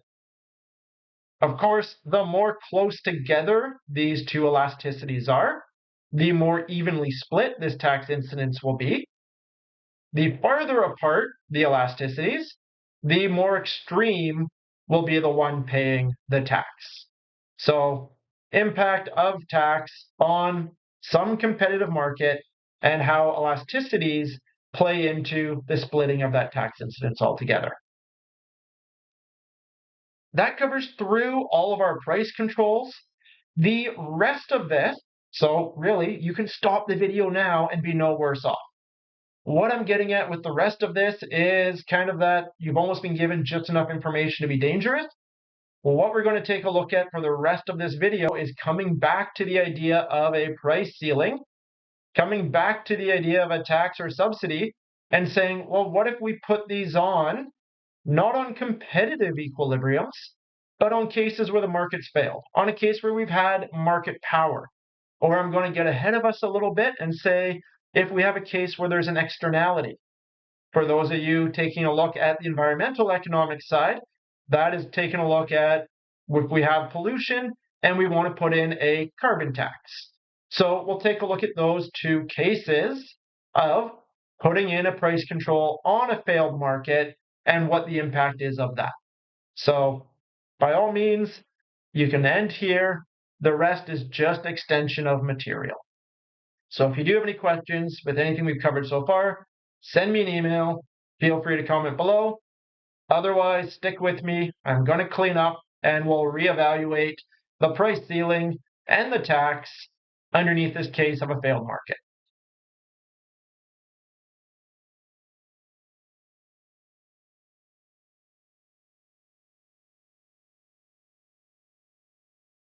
Okay, let's take a look at a case of, let's use the right tool here, of a price ceiling and putting in a price ceiling. So keep in mind, this is something like our rent control situation of putting this in when we have market power.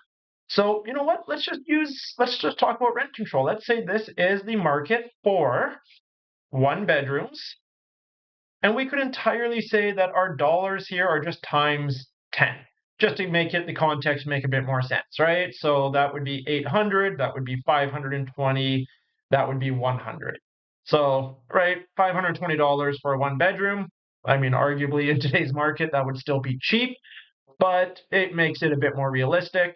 We could similarly say altogether that our quantities are times 100. So we have 1,400 one-bedroom units being available in the geographic area we're considering. All of that's just contextual. Doesn't change anything. It just gives us context so that it makes a bit more sense if we wanted to think about it and, have it be a little bit pseudo-realistic. Well, let's suppose we have a scenario, and in this scenario, we have some large real estate investment investment trust come in and purchase up all the rentals in the Greater Victoria area. So that is something like Starlight or Devon or what are some of the other ones? Woodsmere. One of these large rental corporations comes in and they become the monopolist. They are the only one offering rentals now in this market. And to be clear, we don't need this extreme of a case for it to begin to have market power and the rest. We would just need them to buy up enough that they really are the market. Everybody else is so marginal, everybody else is so on the fringes that everybody else is individually just a price taker. They have bought up enough that they really are the market. Okay, what does this do to our market? Well, we no longer have our competitive equilibrium. That is, from this perspective, this is no longer our market supply. It's no longer all of those individual firms, marginal cost curves being aggregated up. This is now just the marginal cost of that REIT. Similarly, they're no longer just taking a look at, well, where supply equal demand, take that price, and we're now price takers. They are now looking at the entirety of the market demand as their feasibility set, and they can say, I can choose the price that I want. And recognizing that as they choose the price that they want, that's going to result in a different quantity. So the impact that this has altogether, let's use something like this teal, they are getting a marginal revenue curve that is twice as steep as our demand curve. So there we go. That is our marginal revenue.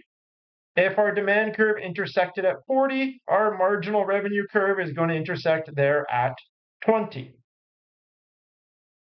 Okay.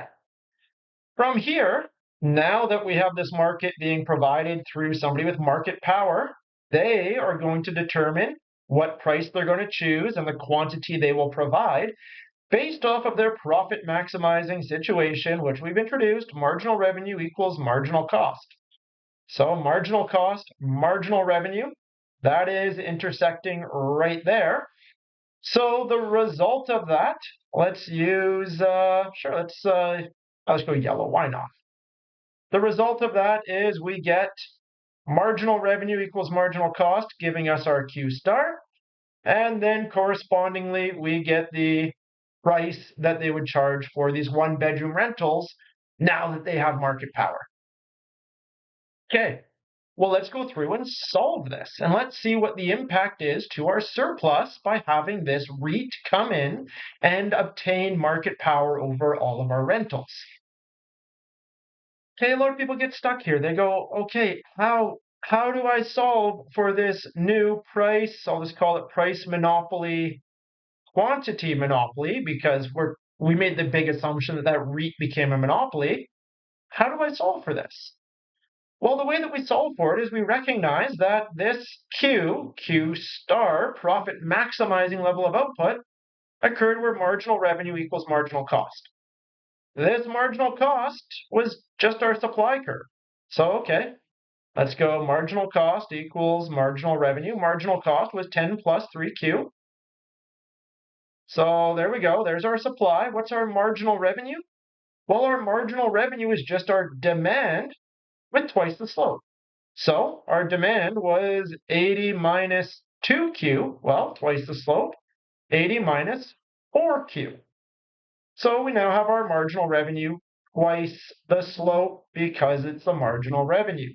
And again, if you can't remember why, we had that video, we had that lecture where we derived this marginal revenue and saw that when you got to choose prices, you ended up getting variable marginal revenue such that it dropped off faster than your demand.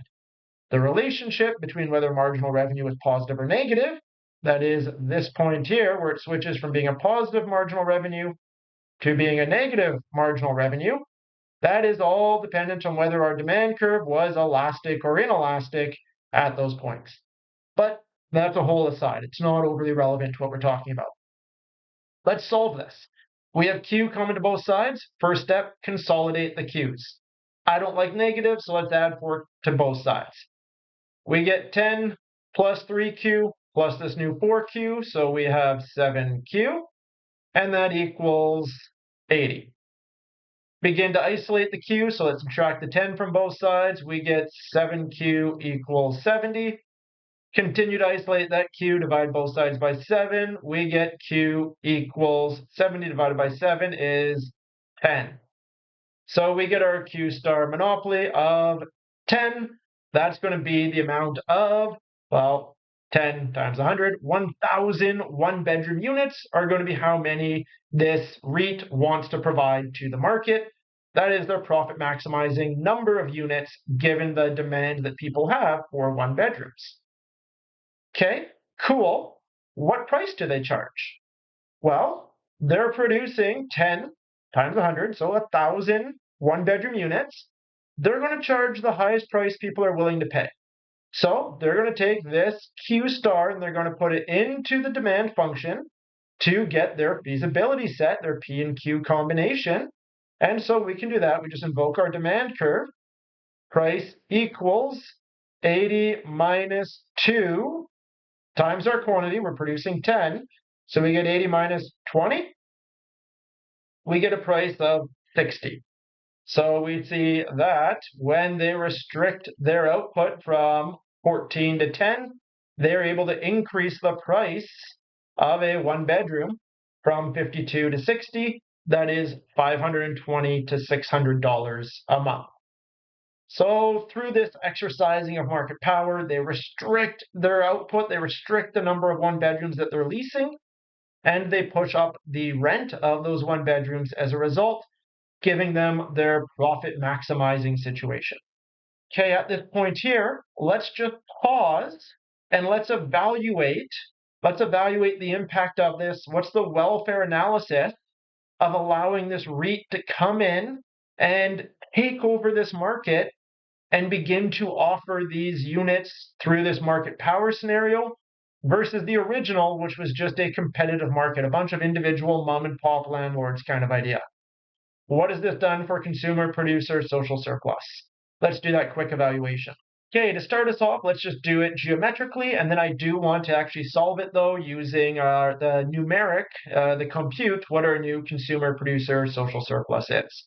So just geometrically, though, starting off with our consumer surplus, difference between what we're willing to pay and the new price we have to pay. So our new consumer surplus is that new darker blue triangle there. We see that consumers lose when this REIT comes in. That is, our tenants lose. They are worse off. They have to pay these higher rents, and there's fewer units available to choose from. So altogether, tenants are worse off. What about the producer? What about the REIT itself? Well, let's change to red for that. The REIT is getting this area here above their willingness to accept, still below the price they do get to accept. So they get that triangle. They also get, let's switch to the square tool. They also get that. So altogether, this red polygon is the producer surplus. And so we get our new consumer surplus. Make sure I get it right here. Consumer surplus is the blue. Producer surplus altogether is the red. We see that the producer was able to capture this part from the consumer. That's a transfer of welfare. And then the producer is losing a bit as deadweight loss, but so is the consumer. So just based off of this, we see there's deadweight loss. We know society is going to be worse off. We just see that producers win, consumers lose, and altogether society has a smaller pie to split between us. Let's computationally solve that. Let's start off with the consumer surplus. Consumer surplus, area of a triangle, 1/2 base times height. Our base is 10. So 1/2 base times height. Our height is 80 to 60. So our height is 20. 1/2 base times height, that gives us a consumer surplus of $100. Given the 196 we used to receive, we see that our consumers, our tenants, are worse off in this scenario. So not great. What's happening to our producers? Well, our producers are receiving that big red area as producer surplus. So that is, they are getting both that rectangle as well as the triangle underneath. In order to figure this out, we need to find that breaking point. We need to be able to identify this point right there such that we can get the height of the rectangle and the height of the triangle. So to do that, to get this, what we need to do is take our quantity and go and figure out what is our minimum willingness to accept. So to do that, minimum willingness to accept, our minimum willingness to accept at our Q of 10. So we invoke our supply equation of 10 plus 3Q. That's 10 plus 3 times 10. So 3 times 10 is 30. 30 plus 10 is 40. We get a price of 40. Our minimum willingness to accept, that is the lowest price we would rent our 10 units for, would be $400 a month. But we are charging $600 a month. Look at that, that's our markup. Okay, so to work out the rectangle then, base times height. Base was 10. Height, we have a height of 60 down to 40, so we have a height of 20. So altogether, that's 200. That's not our producer surplus altogether, that's just the rectangle. We now want to figure out the triangle. So the triangle was 1/2 base of 10. In this case, we have a height of 40 down to 10, so we have a height of 30. 1/2 base times height gives us altogether 150. So we get 350 as our producer surplus. Producers coming from 294 now up to 350. I'd say they're pretty happy with that. I'd say they feel like they're much better off. What's our impact altogether? How is society doing? Well, we get our social surplus as our consumer plus our producer. So society altogether is doing 450 versus the original 490.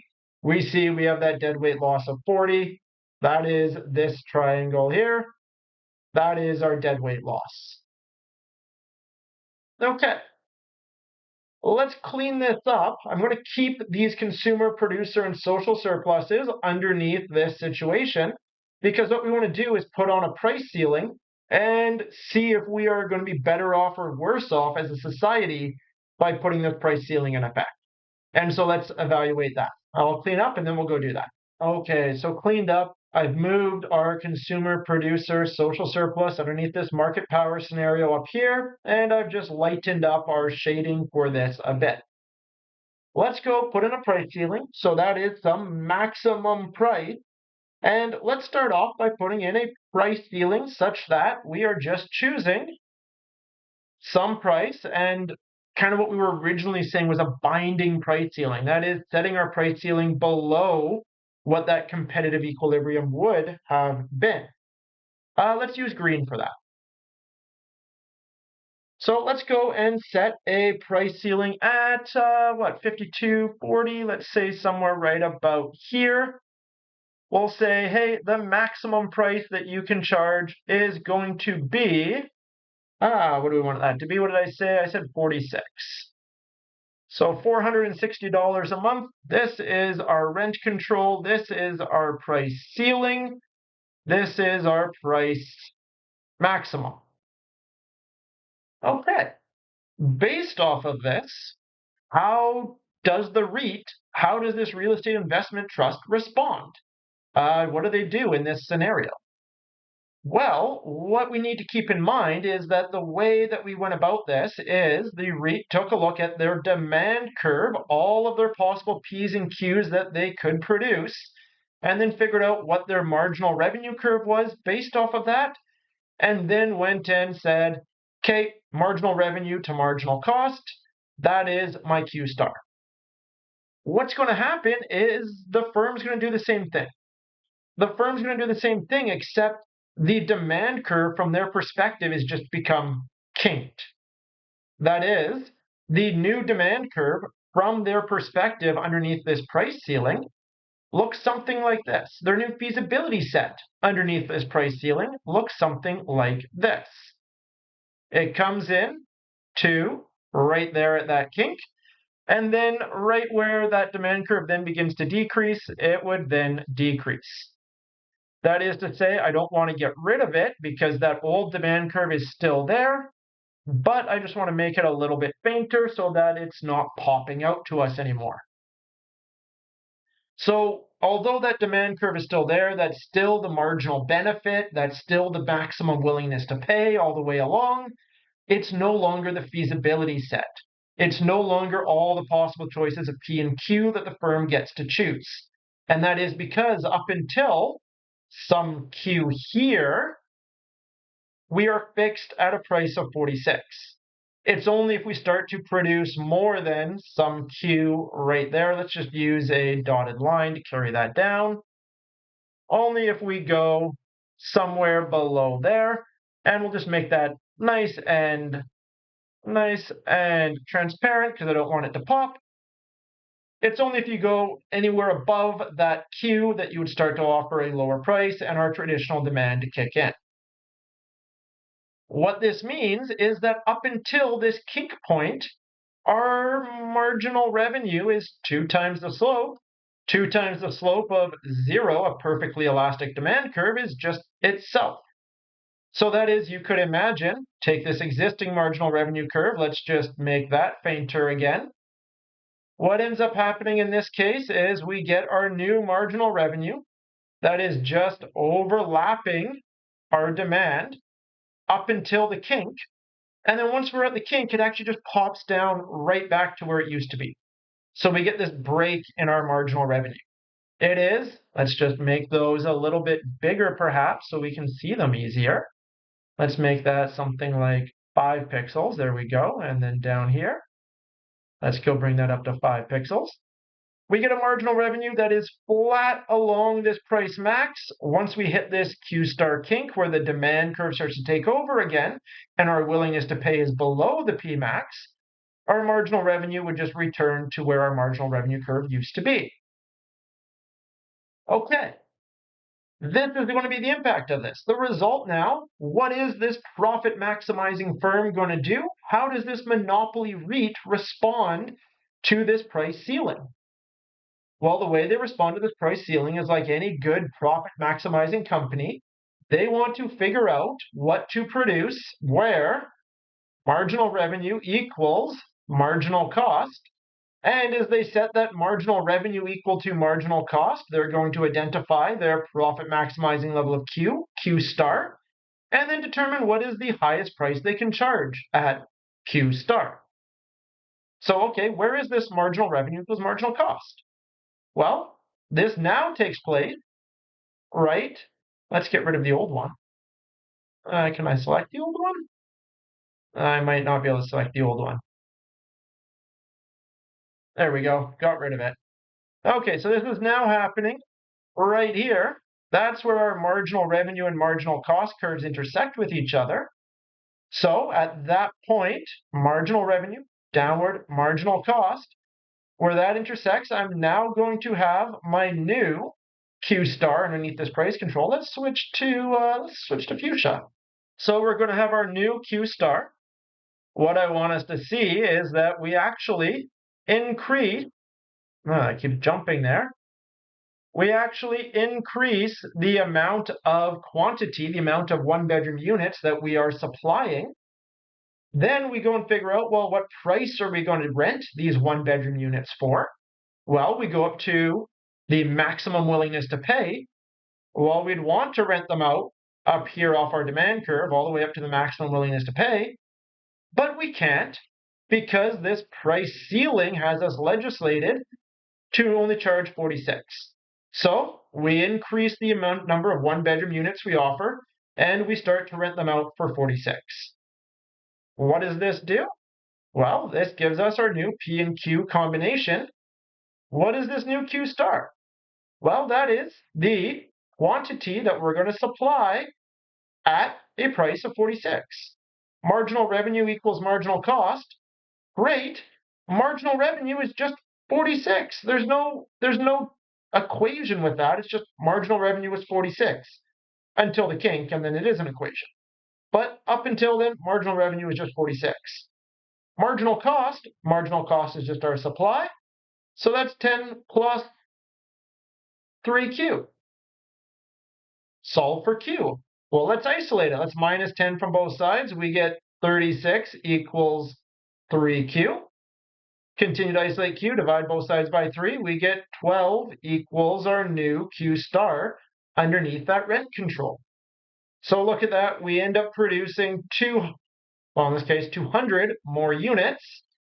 And we get the price to come down from that initial market power price down to 46. What's our welfare analysis? Are we better off or are we worse off if we do this? Okay, well, to go and evaluate this, we need to go and we have a lot of lines going on here. So in order to evaluate what I'm going to quickly do is I'm going to just fade a lot of those other lines that we want to keep for reference, but I don't want them to be prominent. And we're just going to keep that fuchsia and that marginal revenue line. Those are the prominent ones we want to keep. So let me go through, let me just quickly put those to transparency, and then we'll carry on and actually evaluate our welfare underneath this. Okay, so fading a lot of the rest away, what we have is we still have our marginal benefit, our maximum willingness to pay there. It is faded in the background. That is our demand curve above that price max, that price ceiling, because this is still the consumer's willingness to pay. It's just no longer part of the firm's feasibility set. So what we do is we calculate our consumer surplus. It's going to be everything below their willingness to pay up until this actual quantity exchanged. So first bit, let's just extend this quantity exchange all the way up to our demand curve so that we can reference that point. And of course, at that point there, that would be what we would have as our maximum willingness to pay for 12 units. Although that's our maximum willingness to pay, we only have to pay 46. So what's the impact? Well, we get, let's use blue for consumer surplus as we have been. We would get above our willingness to pay, below the price we have to pay, all the way up to that quantity exchanged. We get that blue triangle. You see, versus that REIT market power situation, the consumer actually captures quite a bit of that consumer surplus, that area that was previously red. Switching to our triangle tool, they are also capturing this part here. And so we get that blue area as our consumer surplus altogether. So that is our consumer surplus. Where's the producer at? And again, keep in mind, this is a polygon. It's part triangle, part rectangle. Our producer, let's go back to our triangle tool. Let's switch to red this time. Our producer is getting above their willingness to accept, below that new price of 46 that they have to accept. So we are getting that whole area there as our producer surplus. What's the impact altogether then on our welfare? What's our welfare analysis by putting this price ceiling in on this monopoly situation? Well, let's go work that out. Let's start off with our producer surplus because it's just the one shape. So our producer surplus, that is that triangle. That is 1/2 base. We have a base of 12 in this scenario. 1/2 base of 12. Height, what's our height? 10 up to 46. So we have a height of 36. So altogether, 1/2 base times height. We get our producer surplus is 216. Let's see, how does that do for the producer relative to the equilibrium? Producer's worse off. Relative to the market power scenario, producer's worse off. So producer is going to be sad in that case there. They are not happy with this outcome. They do not want this to be the case. What about these consumer surplus? Sorry, I was going to jump to social surplus. We can't do that yet. So jumping to consumer surplus. Well, that's going to be this rectangle. It's also going to be, oh, sorry, let's do it this way. We have the hat on top, we have that triangle, and then we have the rectangle. So that's going to be 1/2 base. We still have a base of 12 times height. What's the height? Well, that's going to be 80 down to this willingness to pay. I don't know that willingness to pay yet. So let's go figure that out. That is our willingness to pay. So invoke our demand equation. Price equals 80 minus 2 to what?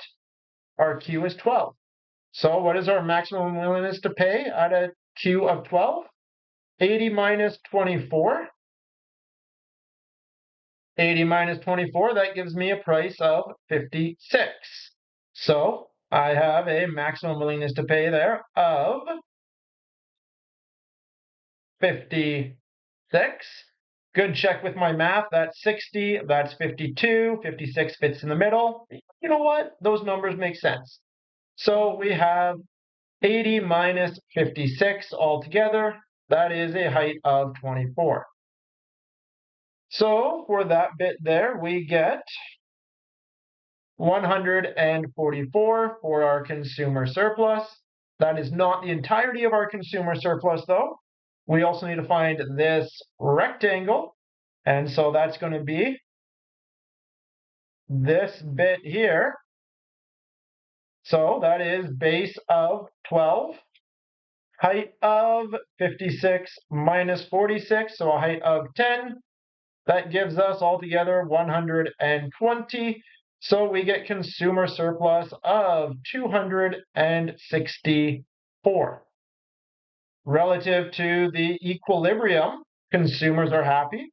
Relative to the market power scenario, consumers are happy. So there we go. Consumers are better off altogether.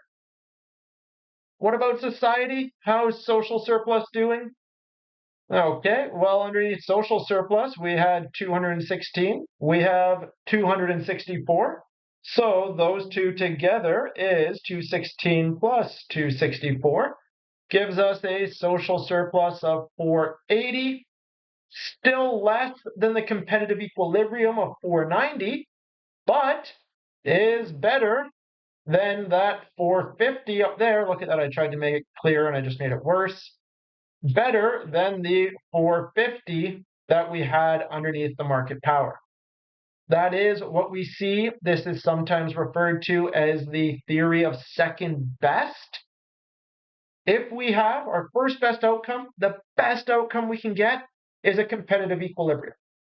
But if something happens, such as a firm comes in, creates market power, creates this market failure as a result, Well, then the second best outcome that we could hope for is a case where we at least increase our welfare from that market power a little bit closer towards that first best outcome.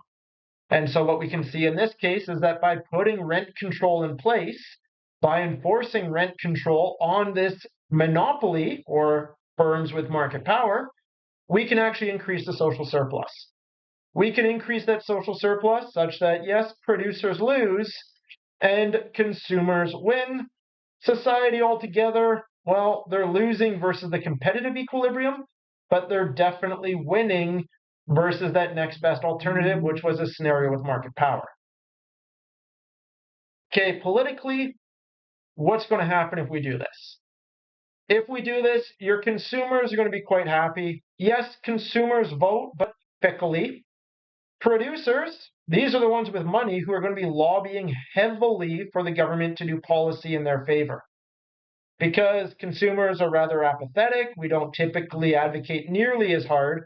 The result is it's the producer that ultimately often has the impact. Producers don't want to lose, or they don't want to lose that much at least. So let's take a look if we can have another scenario where we can still be society better off, but producers, because they're going to be very much throwing money at the government to say, do not do this. Where's kind of that in between scenario where maybe producers are happier than they are here? Let's clean up. Well, let's take a look at another scenario that evaluates that. Okay, so in this scenario, instead of setting the price ceiling price max, in this case, we went pretty extreme. We set this rent control even below the competitive equilibrium. But I did that because I wanted us to see that even by setting this price ceiling at a price lower than the competitive equilibrium, we still increase surplus versus this market power scenario. So in that case there, not only did we increase society's surplus, but we also lowered the price so far that consumers were significantly better off. They were paying less with a monopoly and rent control than they were in that competitive equilibrium. So from a consumer viewpoint, this was pretty great. But let's take a look at a case where the producers exercise a bit more of their market power. They use their economic power as political power, and they use that to advocate to say, okay, we understand our market power is distorting too much. Sure, put on a price ceiling, but maybe don't set it below what the competitive equilibrium would have been. Maybe set it somewhere more like this, such that it still lowers the price. They want to charge 60. We're now saying, no, no, no, no, no. The new one is something less than that 60. But come on, let us still at least charge more than what the competitive equilibrium was. We have this whole market now. So great. Let's say that they went out and they successfully convinced the government to put in a price ceiling that isn't quite so low, such that they now get to set their price at 56. Oh, sorry, let me actually make that a bit brighter so we can see it. There we go. So we now get this new price ceiling price at 56. So same thing is happening here. That is, their feasibility set becomes the price ceiling up until the demand curve, and then the demand curve takes over. So that is our demand curve. It's still our maximum willingness to pay, so we don't want to get rid of it, but we just want to kind of make it a little bit transparent because it's not part of our feasibility set anymore. Similarly, this marginal revenue curve, it is technically still there, but it isn't for parts of it. So we just want to transparency it so it's not front and center. What does begin to happen? What is our new demand curve then? Well, sorry, not demand curve. What is our new feasibility set from the point of view of the firm? Well, our new feasibility set from the point of view of the firm, let's just make this a little bit bigger to make it stand out, is our price max, our price ceiling, up until we hit the demand curve. And then at that point there, the demand curve takes over again because our willingness to pay is below that maximum price. So we'd be willing to have a price that's lower than that and it doesn't against the law. So it's fine. So again, we get this kinked feasibility set of feasible P's and Q's that we can charge. Okay, then what does that do to our marginal revenue? Well, again, the marginal revenue, let's use this teal for it. Initially, the marginal revenue is just one and the same as that feasibility set when it's a straight line, because a straight, flat, horizontal line has a slope of 0. 2 times 0 is still 0. So marginal revenue and our feasibility set are one and the same. Then, however, as soon as we get this kink, well, as soon as we get this kink at this quantity right there, now our existing marginal revenue takes over. We begin to drop. As we begin to drop, we then go and jump back to that existing marginal revenue. Again, that's that teal line. So we would have something like that. Let's make that a little bit bigger again, just so that it pops. There we go. That would be our new marginal revenue.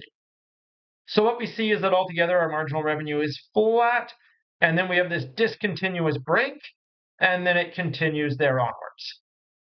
Okay. Question is, from the point of view of the firm, let's just make this guy a bit smaller. I kind of want a bit extreme with that. And we'll just shade it a little bit because it's not that important of a line. Okay, question is, this new price ceiling being imposed, changing the feasibility set of the firm, changing their marginal revenues, they're going to want to pick some profit maximizing level of output such that their marginal revenue equals their marginal cost. Okay, where's that going to be? You might actually be looking at this, you might be like, oh no, Keith, we actually have a problem. Marginal cost is this upward sloping line here. Marginal revenue goes to this point, and then we have a break, and then it starts again here and goes downwards. That is, we never actually have a spot where marginal revenue equals marginal cost. Marginal cost passed right through this gap in our marginal revenue curve. Oh no, we have a problem. We don't actually have a problem. What we're going to do is we're going to pick the quantity right at this gap. Because right at this gap, this is the point where, right here, this is the last point where our marginal revenue was greater than our marginal cost. And so if we can't get to where marginal revenue equals marginal cost, we would want the output such that marginal revenue is just above marginal cost, right? If we go even an infinitesimal more, marginal revenue is less. So we'd want right there, right at that point where marginal revenue is just sitting above marginal cost. That is, we're going to be right at the kink in our demand curve. Right at the kink in our demand curve. Okay. You're now going, how do we solve for this? How do we figure out what this Q star is going to be underneath the price control? And here's where we need to do some interpretation of the graph. We have to do some interpretation as to what's happening.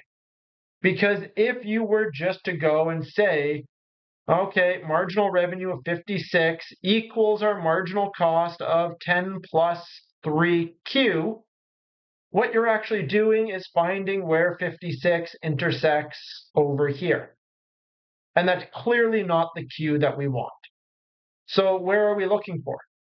Again, this Q right there, that point on the marginal cost curve such that we're coming down, it doesn't have an intersection point. There's nothing that intersects it here. So, okay, we need to put on our thinking caps and say, how do we figure out this point?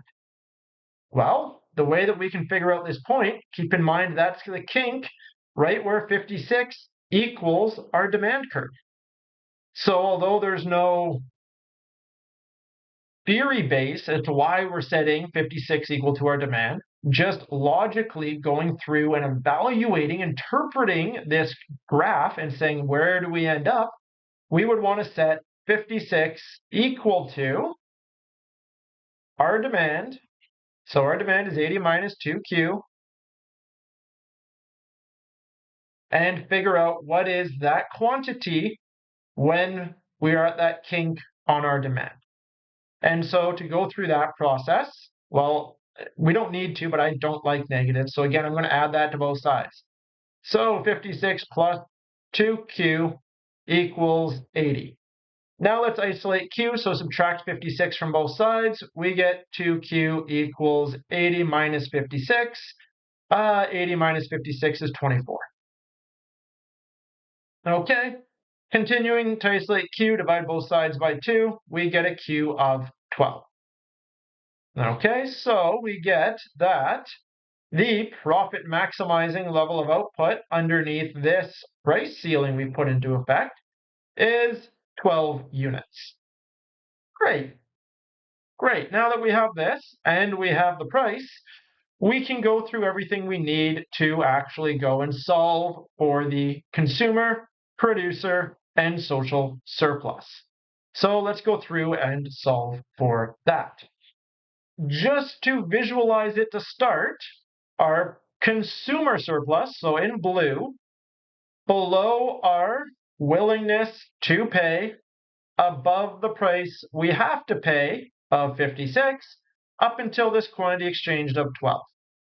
So we get this area here as our consumer surplus.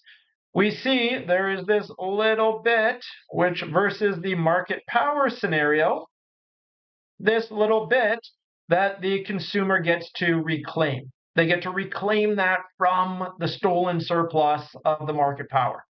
Additionally, this little triangle was previously lost to deadweight loss. They get to reclaim that too. So instantly, just by looking at this geometrically, we know that versus this market power scenario, consumers will be better off. Okay, where are we at for the producer surplus? Well, same idea. Let's just switch to red. Throw in a bit of transparency. So the producer is everything above their willingness to accept below the price they do accept of 56. So that's going to be something like this. Then we need to have that little rectangle. So let's throw in the rectangle. Below 56, above our willingness to accept. So something like that. Altogether, our producer surplus, witnessing that we have both rectangle and triangle. With this, well, what's happening?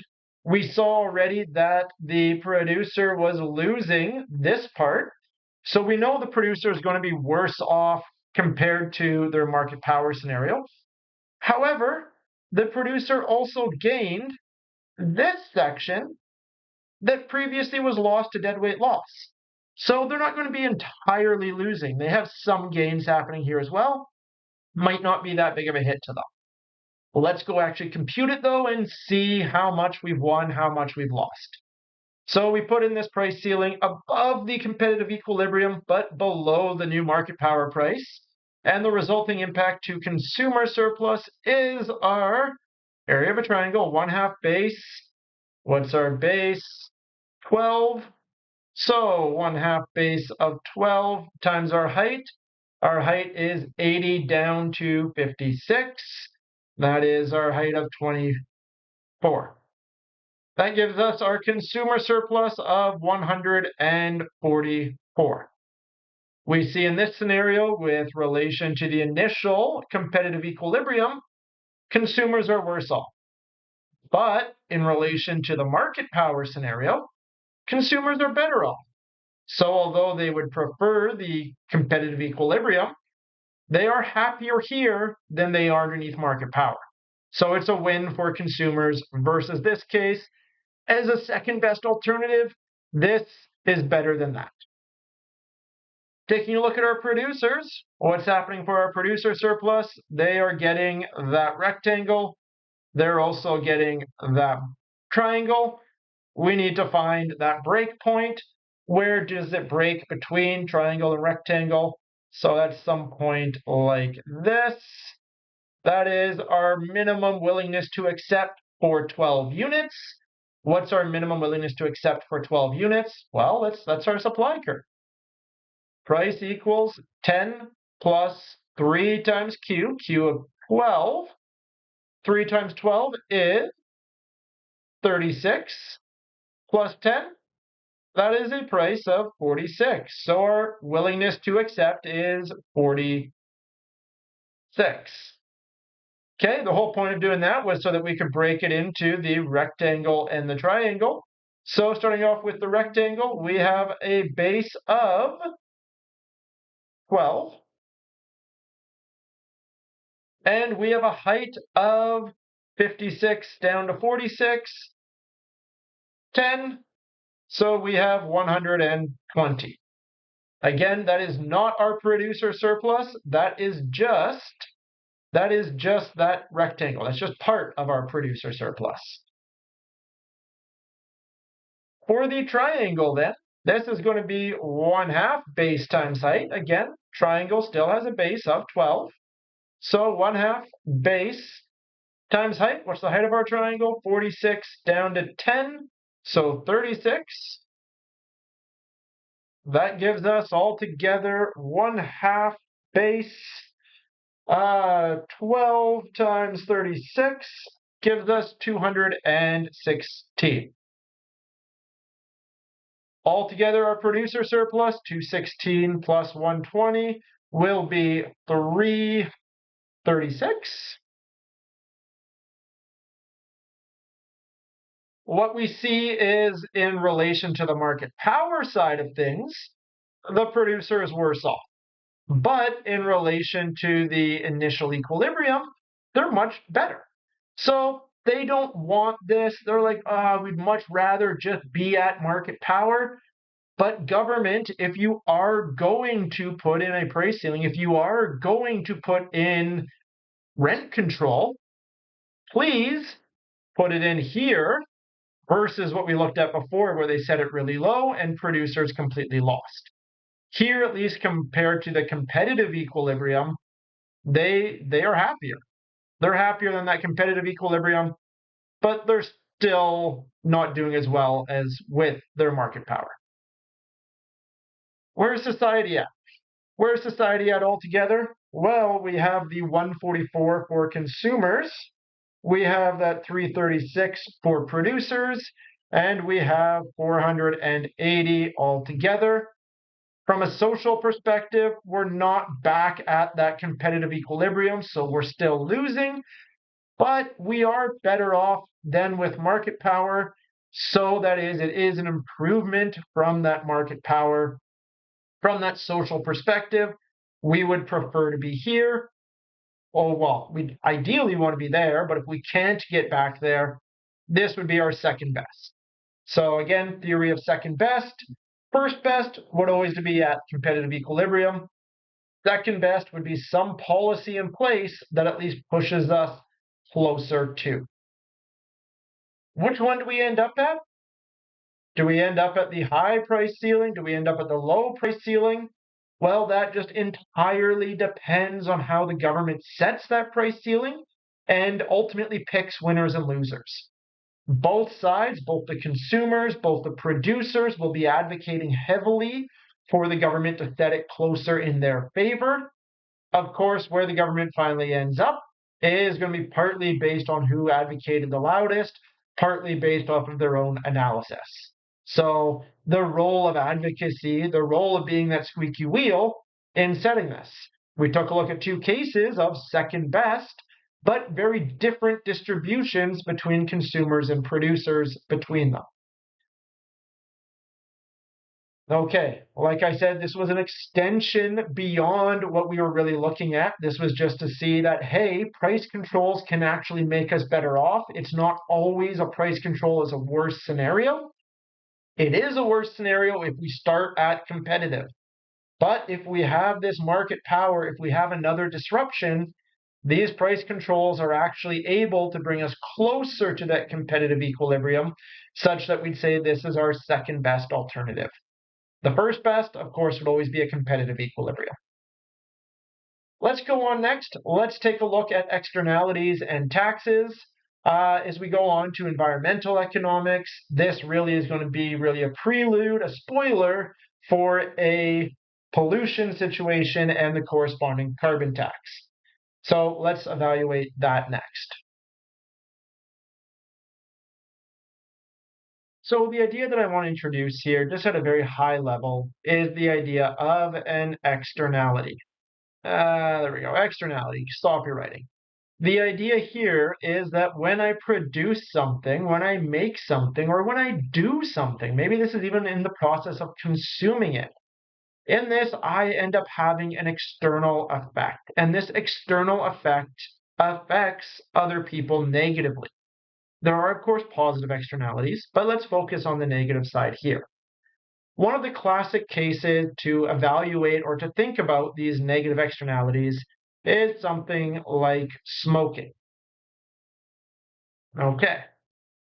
Now, if I decide to smoke, now, if I'm smoking for every cigarette that I smoke, so for every quantity, I personally would get some marginal benefit from that cigarette. That is why choosing to smoke, because there is a benefit that you receive.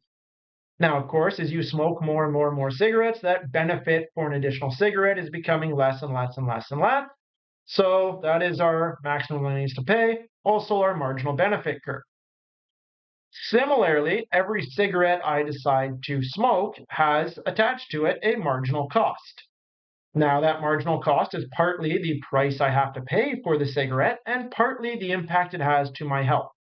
If I only ever smoke one cigarette, I have the cost and a very minimal health impact.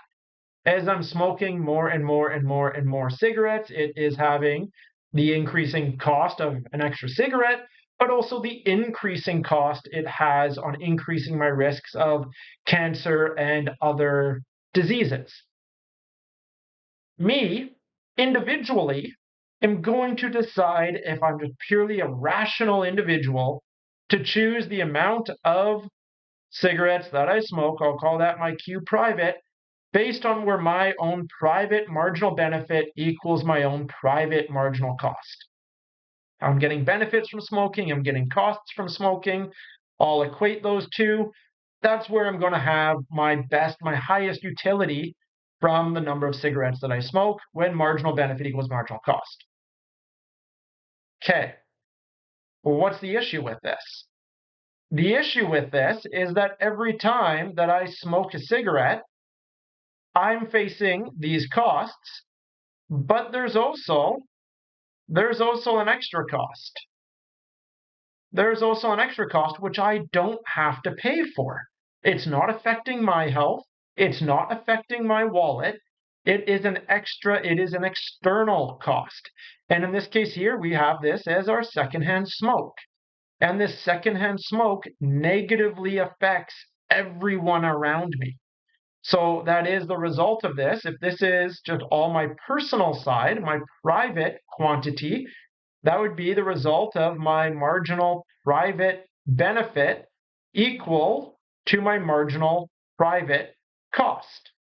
That's what I've done there. I've just said, okay, this is my personal, my private. So marginal private, marginal personal benefit, marginal private, marginal personal cost being equated, I'm maximizing.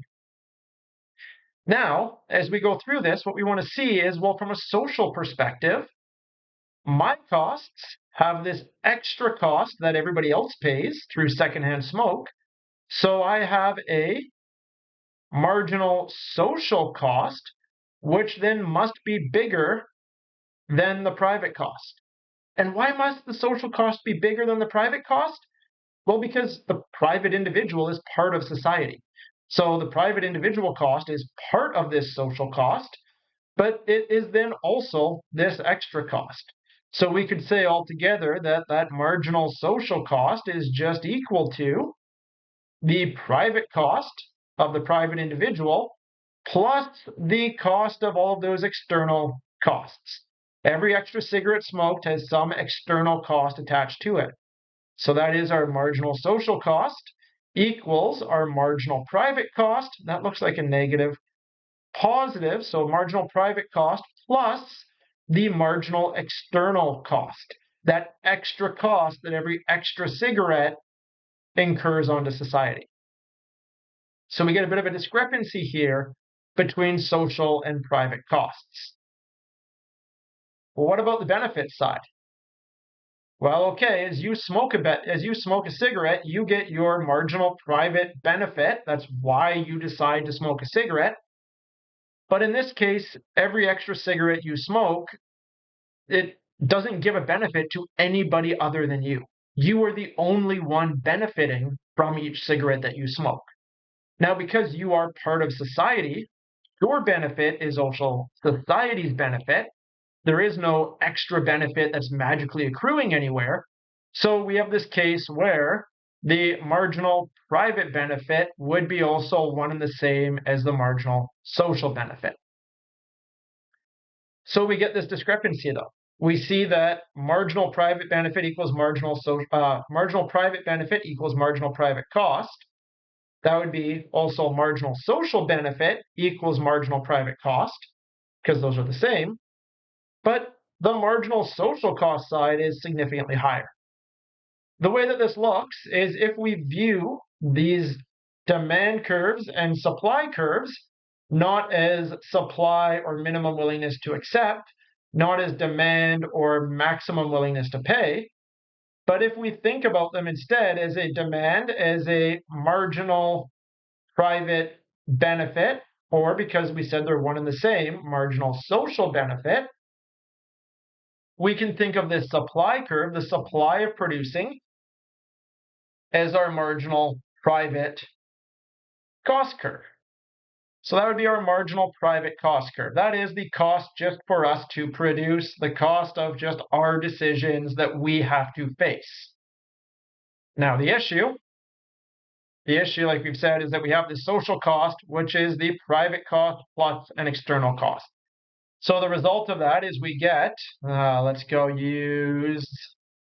use green. Why not? Green because it's like pollution. There we go. We get this guy here. This would be our marginal social cost, and that is equal to that marginal private cost plus this external cost. That is essentially, hey, what is the cost to the guy smoking the cigarettes plus the cost of the secondhand smoke?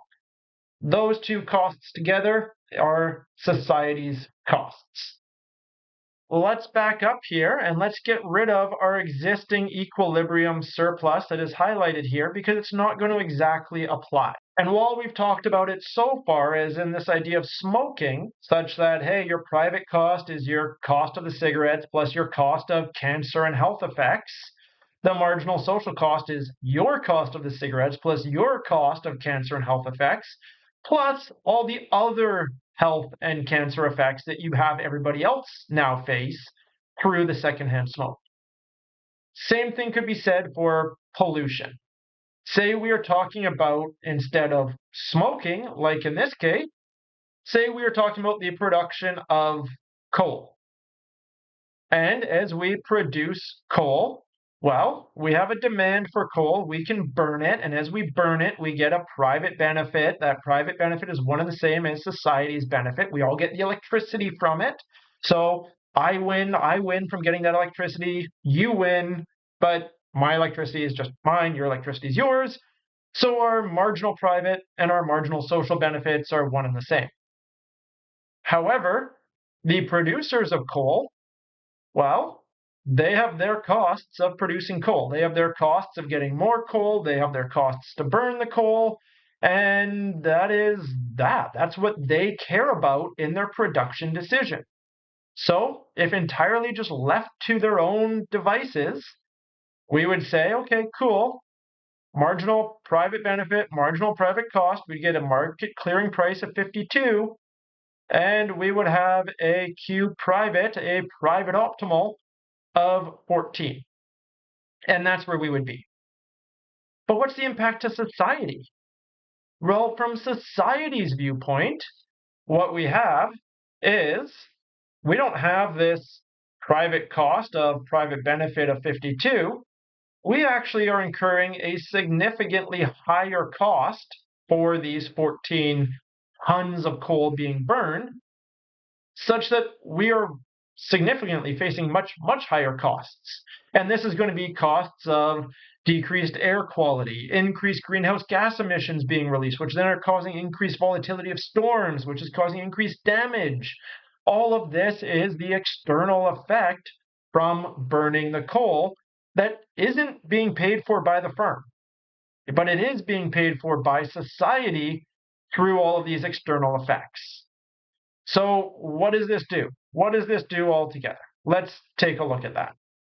How do we figure out our consumer and our producer surplus under this scenario? Well, what we would want to do is figure out our initial consumer and producer surplus just the same way that we would have before. So if anything, I prematurely deleted that. Let's just bring it back.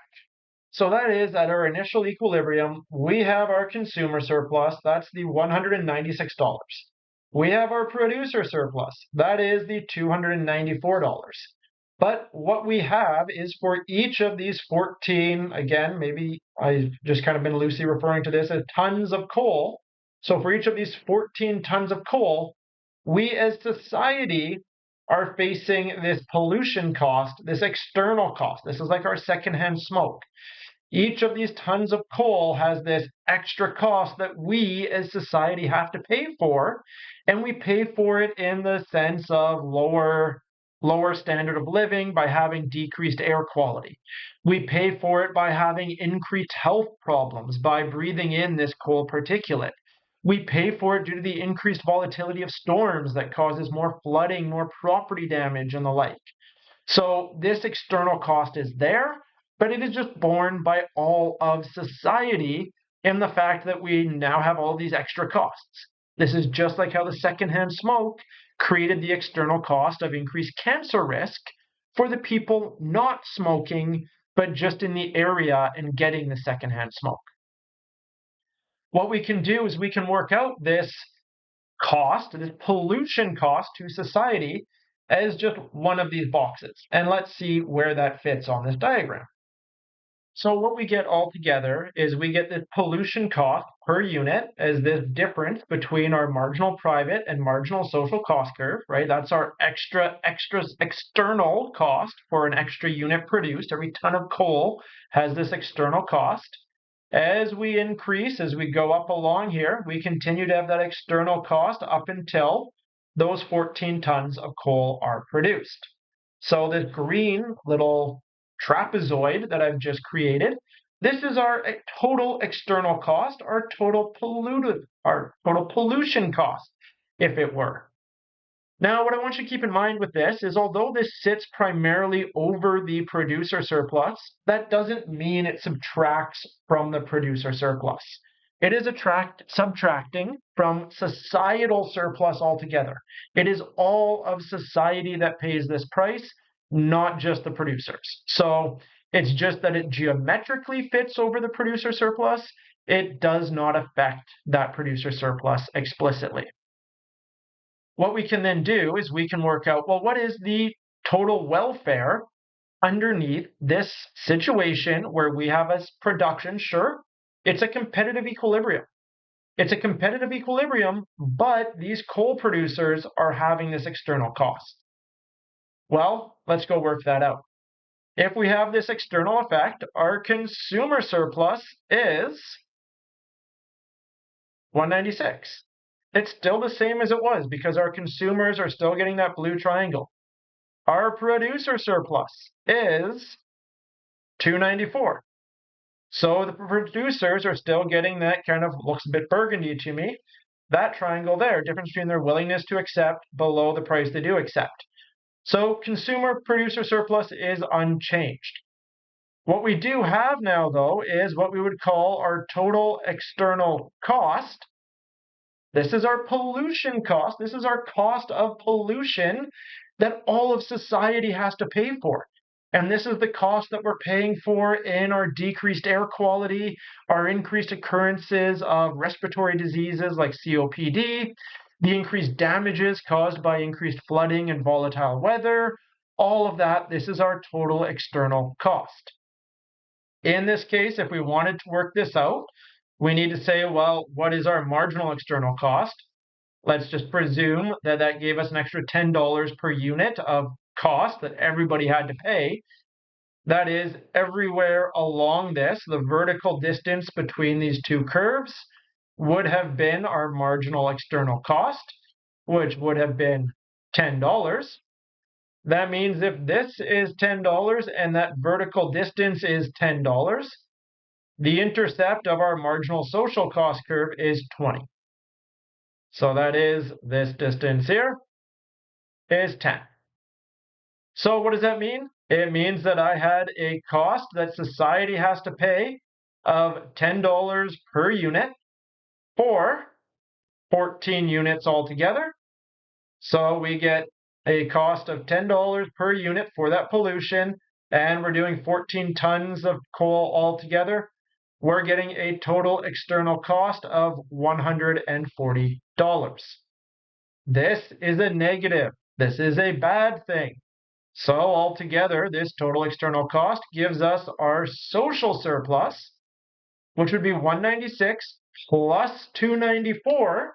So that gives us that 490. But we would then have that 490 minus our pollution costs. That is now the cost that all society needs to pay. So 490 minus 140 brings us down to $350 of social surplus. And so what we see is that we're actually worse off in this scenario by having this pollution, by having this extra cost that nobody has to pay for.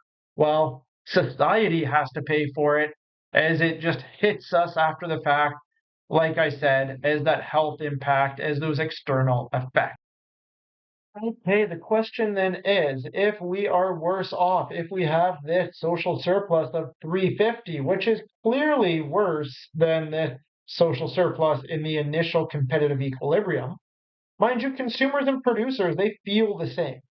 They feel the same because this total external cost kind of happens after the fact, hits them later, just like it's hitting us in the world around us, right? You go and you buy a bunch of gasoline and you get your consumer surplus from buying that gasoline. All of that negative effect of you driving around and creating the pollution of your gasoline, well, that affects all of society, and that's the total external cost. But that shows up down the road. That doesn't show up immediately to affect you. You disconnected it from your actions, which is why it's entirely external. But it doesn't mean it goes away. It still gets paid. It still comes to haunt us, as we're seeing in the world around us right now with climate change. Or even if you see with an individual who is constantly around somebody who's smoking. That secondhand smoke has that impact on them, even though it's not immediately recognizable. So can we, using kind of this theory of second best, if we can't get back all the way to this equilibrium, can we do better than this? Can we get at least some of the way? And one of the things that we can do is recognize that, well, maybe we could be better off if we were at this social equilibrium of marginal social cost equals marginal social benefit. And that is, if that was the case, we could find a way to actually pay for and account for the damages of this pollution. And recognize pollution isn't necessarily always bad. Everything we do has a cost associated with it. The question just is, do we get enough benefits to outweigh those costs? Right now, we were saying our costs are up here, our benefits are down there. So that is, we were not getting enough benefit to outweigh the cost at this quantity. So we're producing too much, we're facing way too much cost versus benefit. It's not to say it has to go away, it just says we need to get it in line such that we're getting enough benefit from this to compensate for the costs. That's all we're saying. So how can we do that? One of the ways, and this would be known as a Pigouvian tax, can I spell that is the question?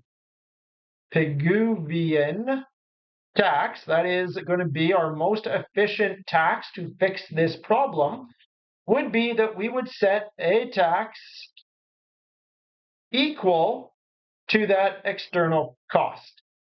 And essentially, the reason why we want to do that is, keep in mind, our coal producer here, every time that they are burning a ton of coal, they are making society pay this cost of $10. It's just not part of their budget, not part of their business plan. They don't think about it.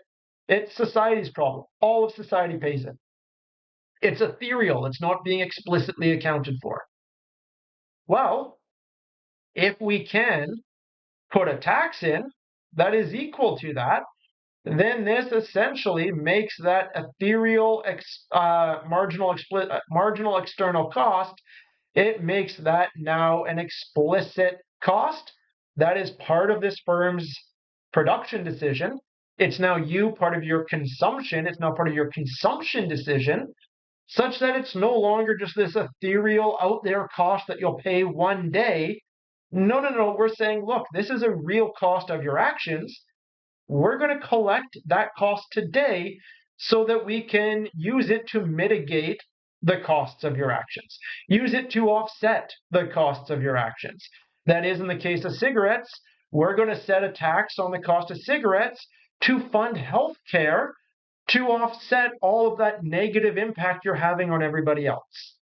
So in this case here, we can collect the revenue that's equivalent to that external cost to compensate those external individuals who suffer due to your actions. How does this work out? Well, if we set a tax equal to the marginal external cost, keeping in mind our price controls, all that is if this white line is our supply line, this green line would now just become our supply plus tax, where we're setting a tax equal to that marginal external cost. So there we go. We set the tax equal to the marginal external cost. We move up. This marginal social cost is now really that marginal private cost plus the tax. That is, we're now incentivized to see this idea of a social cost line as the reality. This is now what we have to face because we have internalized this external cost, or we have made this implicit cost explicit. We have introduced it into our process.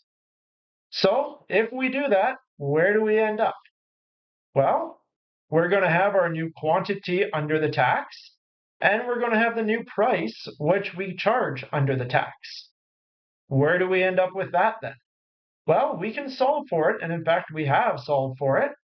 Our demand is, so we just want demand equals this new supply plus tax. We get 80 minus 2Q equals this new supply plus tax line. Well, keep in mind it's parallel line, just with a new intercept of 20. So that equals 20 plus 3Q. Consolidate the Q's together. We get 80 equals 20 plus 5Q. Begin to isolate the Q, so subtract 20 from both sides. We get 60 equals 5Q.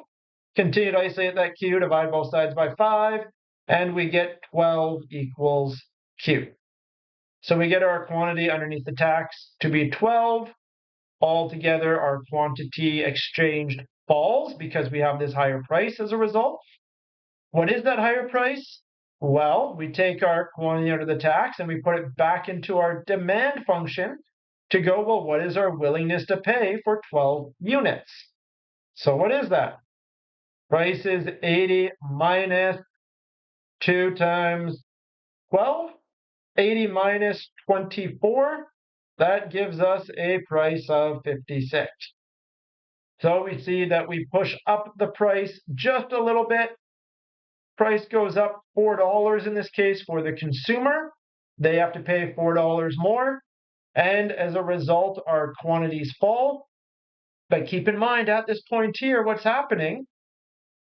Our marginal social cost is now equal to our marginal social benefit, rather than over here at the original one, we had our marginal social cost up here, and we had our marginal social benefit down there. That is, originally we were facing more costs as society than benefits. Thus, we were losing, we were polluting too much. The costs were too high. We weren't generating enough benefit to compensate ourselves. By decreasing the quantity and internalizing some of those costs, we're now at a point where our social costs equal our social benefits. We're always going to have costs for our actions, but now we're at a point where the benefits are at least enough to compensate for those costs. We're not having excessive costs any longer. Great, so we've put in this tax. At this tax, we now have the price that the consumer pays. We now have our quantity under the tax. Keep in mind, if we set this tax equal to that $10 per unit, if you're paying $56, how much does the firm receive? Well, the firm receives the 56 that you pay minus the tax, so the firm receives $46. There we go. So you pay 56, the government takes $10 for the tax to compensate the people being hurt by this pollution, and as a result, the producer receives 46. Where are we at? Are we better off, worse off, indifferent underneath this scenario? Well, let's do our welfare analysis. So in this case, this is just pollution just being free range. So consumers get their full benefits, producers get their full benefits. Everybody as society faces this cost, giving us our social surplus. If we tax it, what happens? Well, our consumer surplus works out to be, let's go and use a triangle tool. We'll set that to blue and a little bit of transparency. Below our willingness to pay, so below our demand curve, above that tax price we do have to pay. So there we go, that dark blue triangle, that is our consumer surplus. What does that work out to? Well, that's going to be 1/2 base. We have a base of 12 at Q tax times a height of 80 down to 56. So that's going to be, 80 down to 56, that's 24. So altogether, we get a consumer surplus of $144. What do we see? Well, we see for the consumers, relative to the initial competitive equilibrium, relative to the pollution case, consumers are unhappy with this outcome. They think this is a pretty bad deal. They don't like it. Producers, where's the producers at? Let's change our color to red. And again, just a little bit of transparency. Well, producers are going to be above their original willingness to accept line, that supply line, their marginal private cost. That's really what they care about. That's their willingness to accept, but below the price they do accept. And that is this 46 is the price that they're stuck accepting. So that is their producer surplus. Again, it's just a triangle. So that's 1/2 base of 12 again. Height is 46 down to 10. So height of 36. So we get 1/2 base times height. So that's 1/2 12 times 36. We get producers earning $216 relative to where they were at competitive equilibrium, relative to where they are with pollution. They also think this is a pretty raw deal. They're not happy with this. They are also worse off.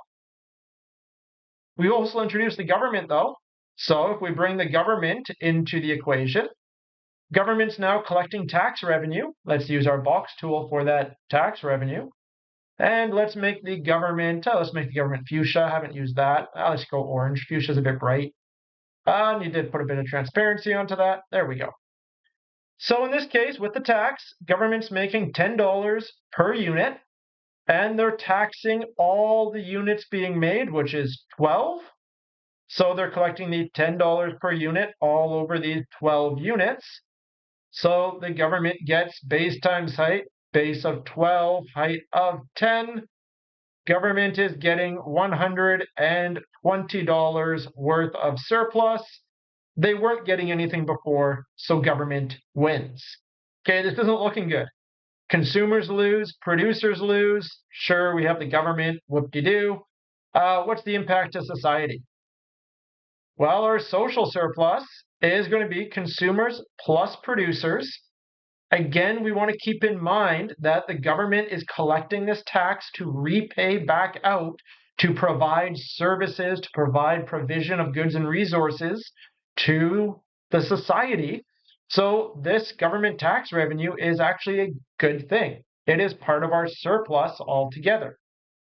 As a result of that, if we add that all up, 144 plus 216 plus the 120 of government tax revenue, we get social surplus of 480. Look at that. Relative to the pollution viewpoint, we are actually better off underneath having this tax because we're no longer just facing all of this pollution cost.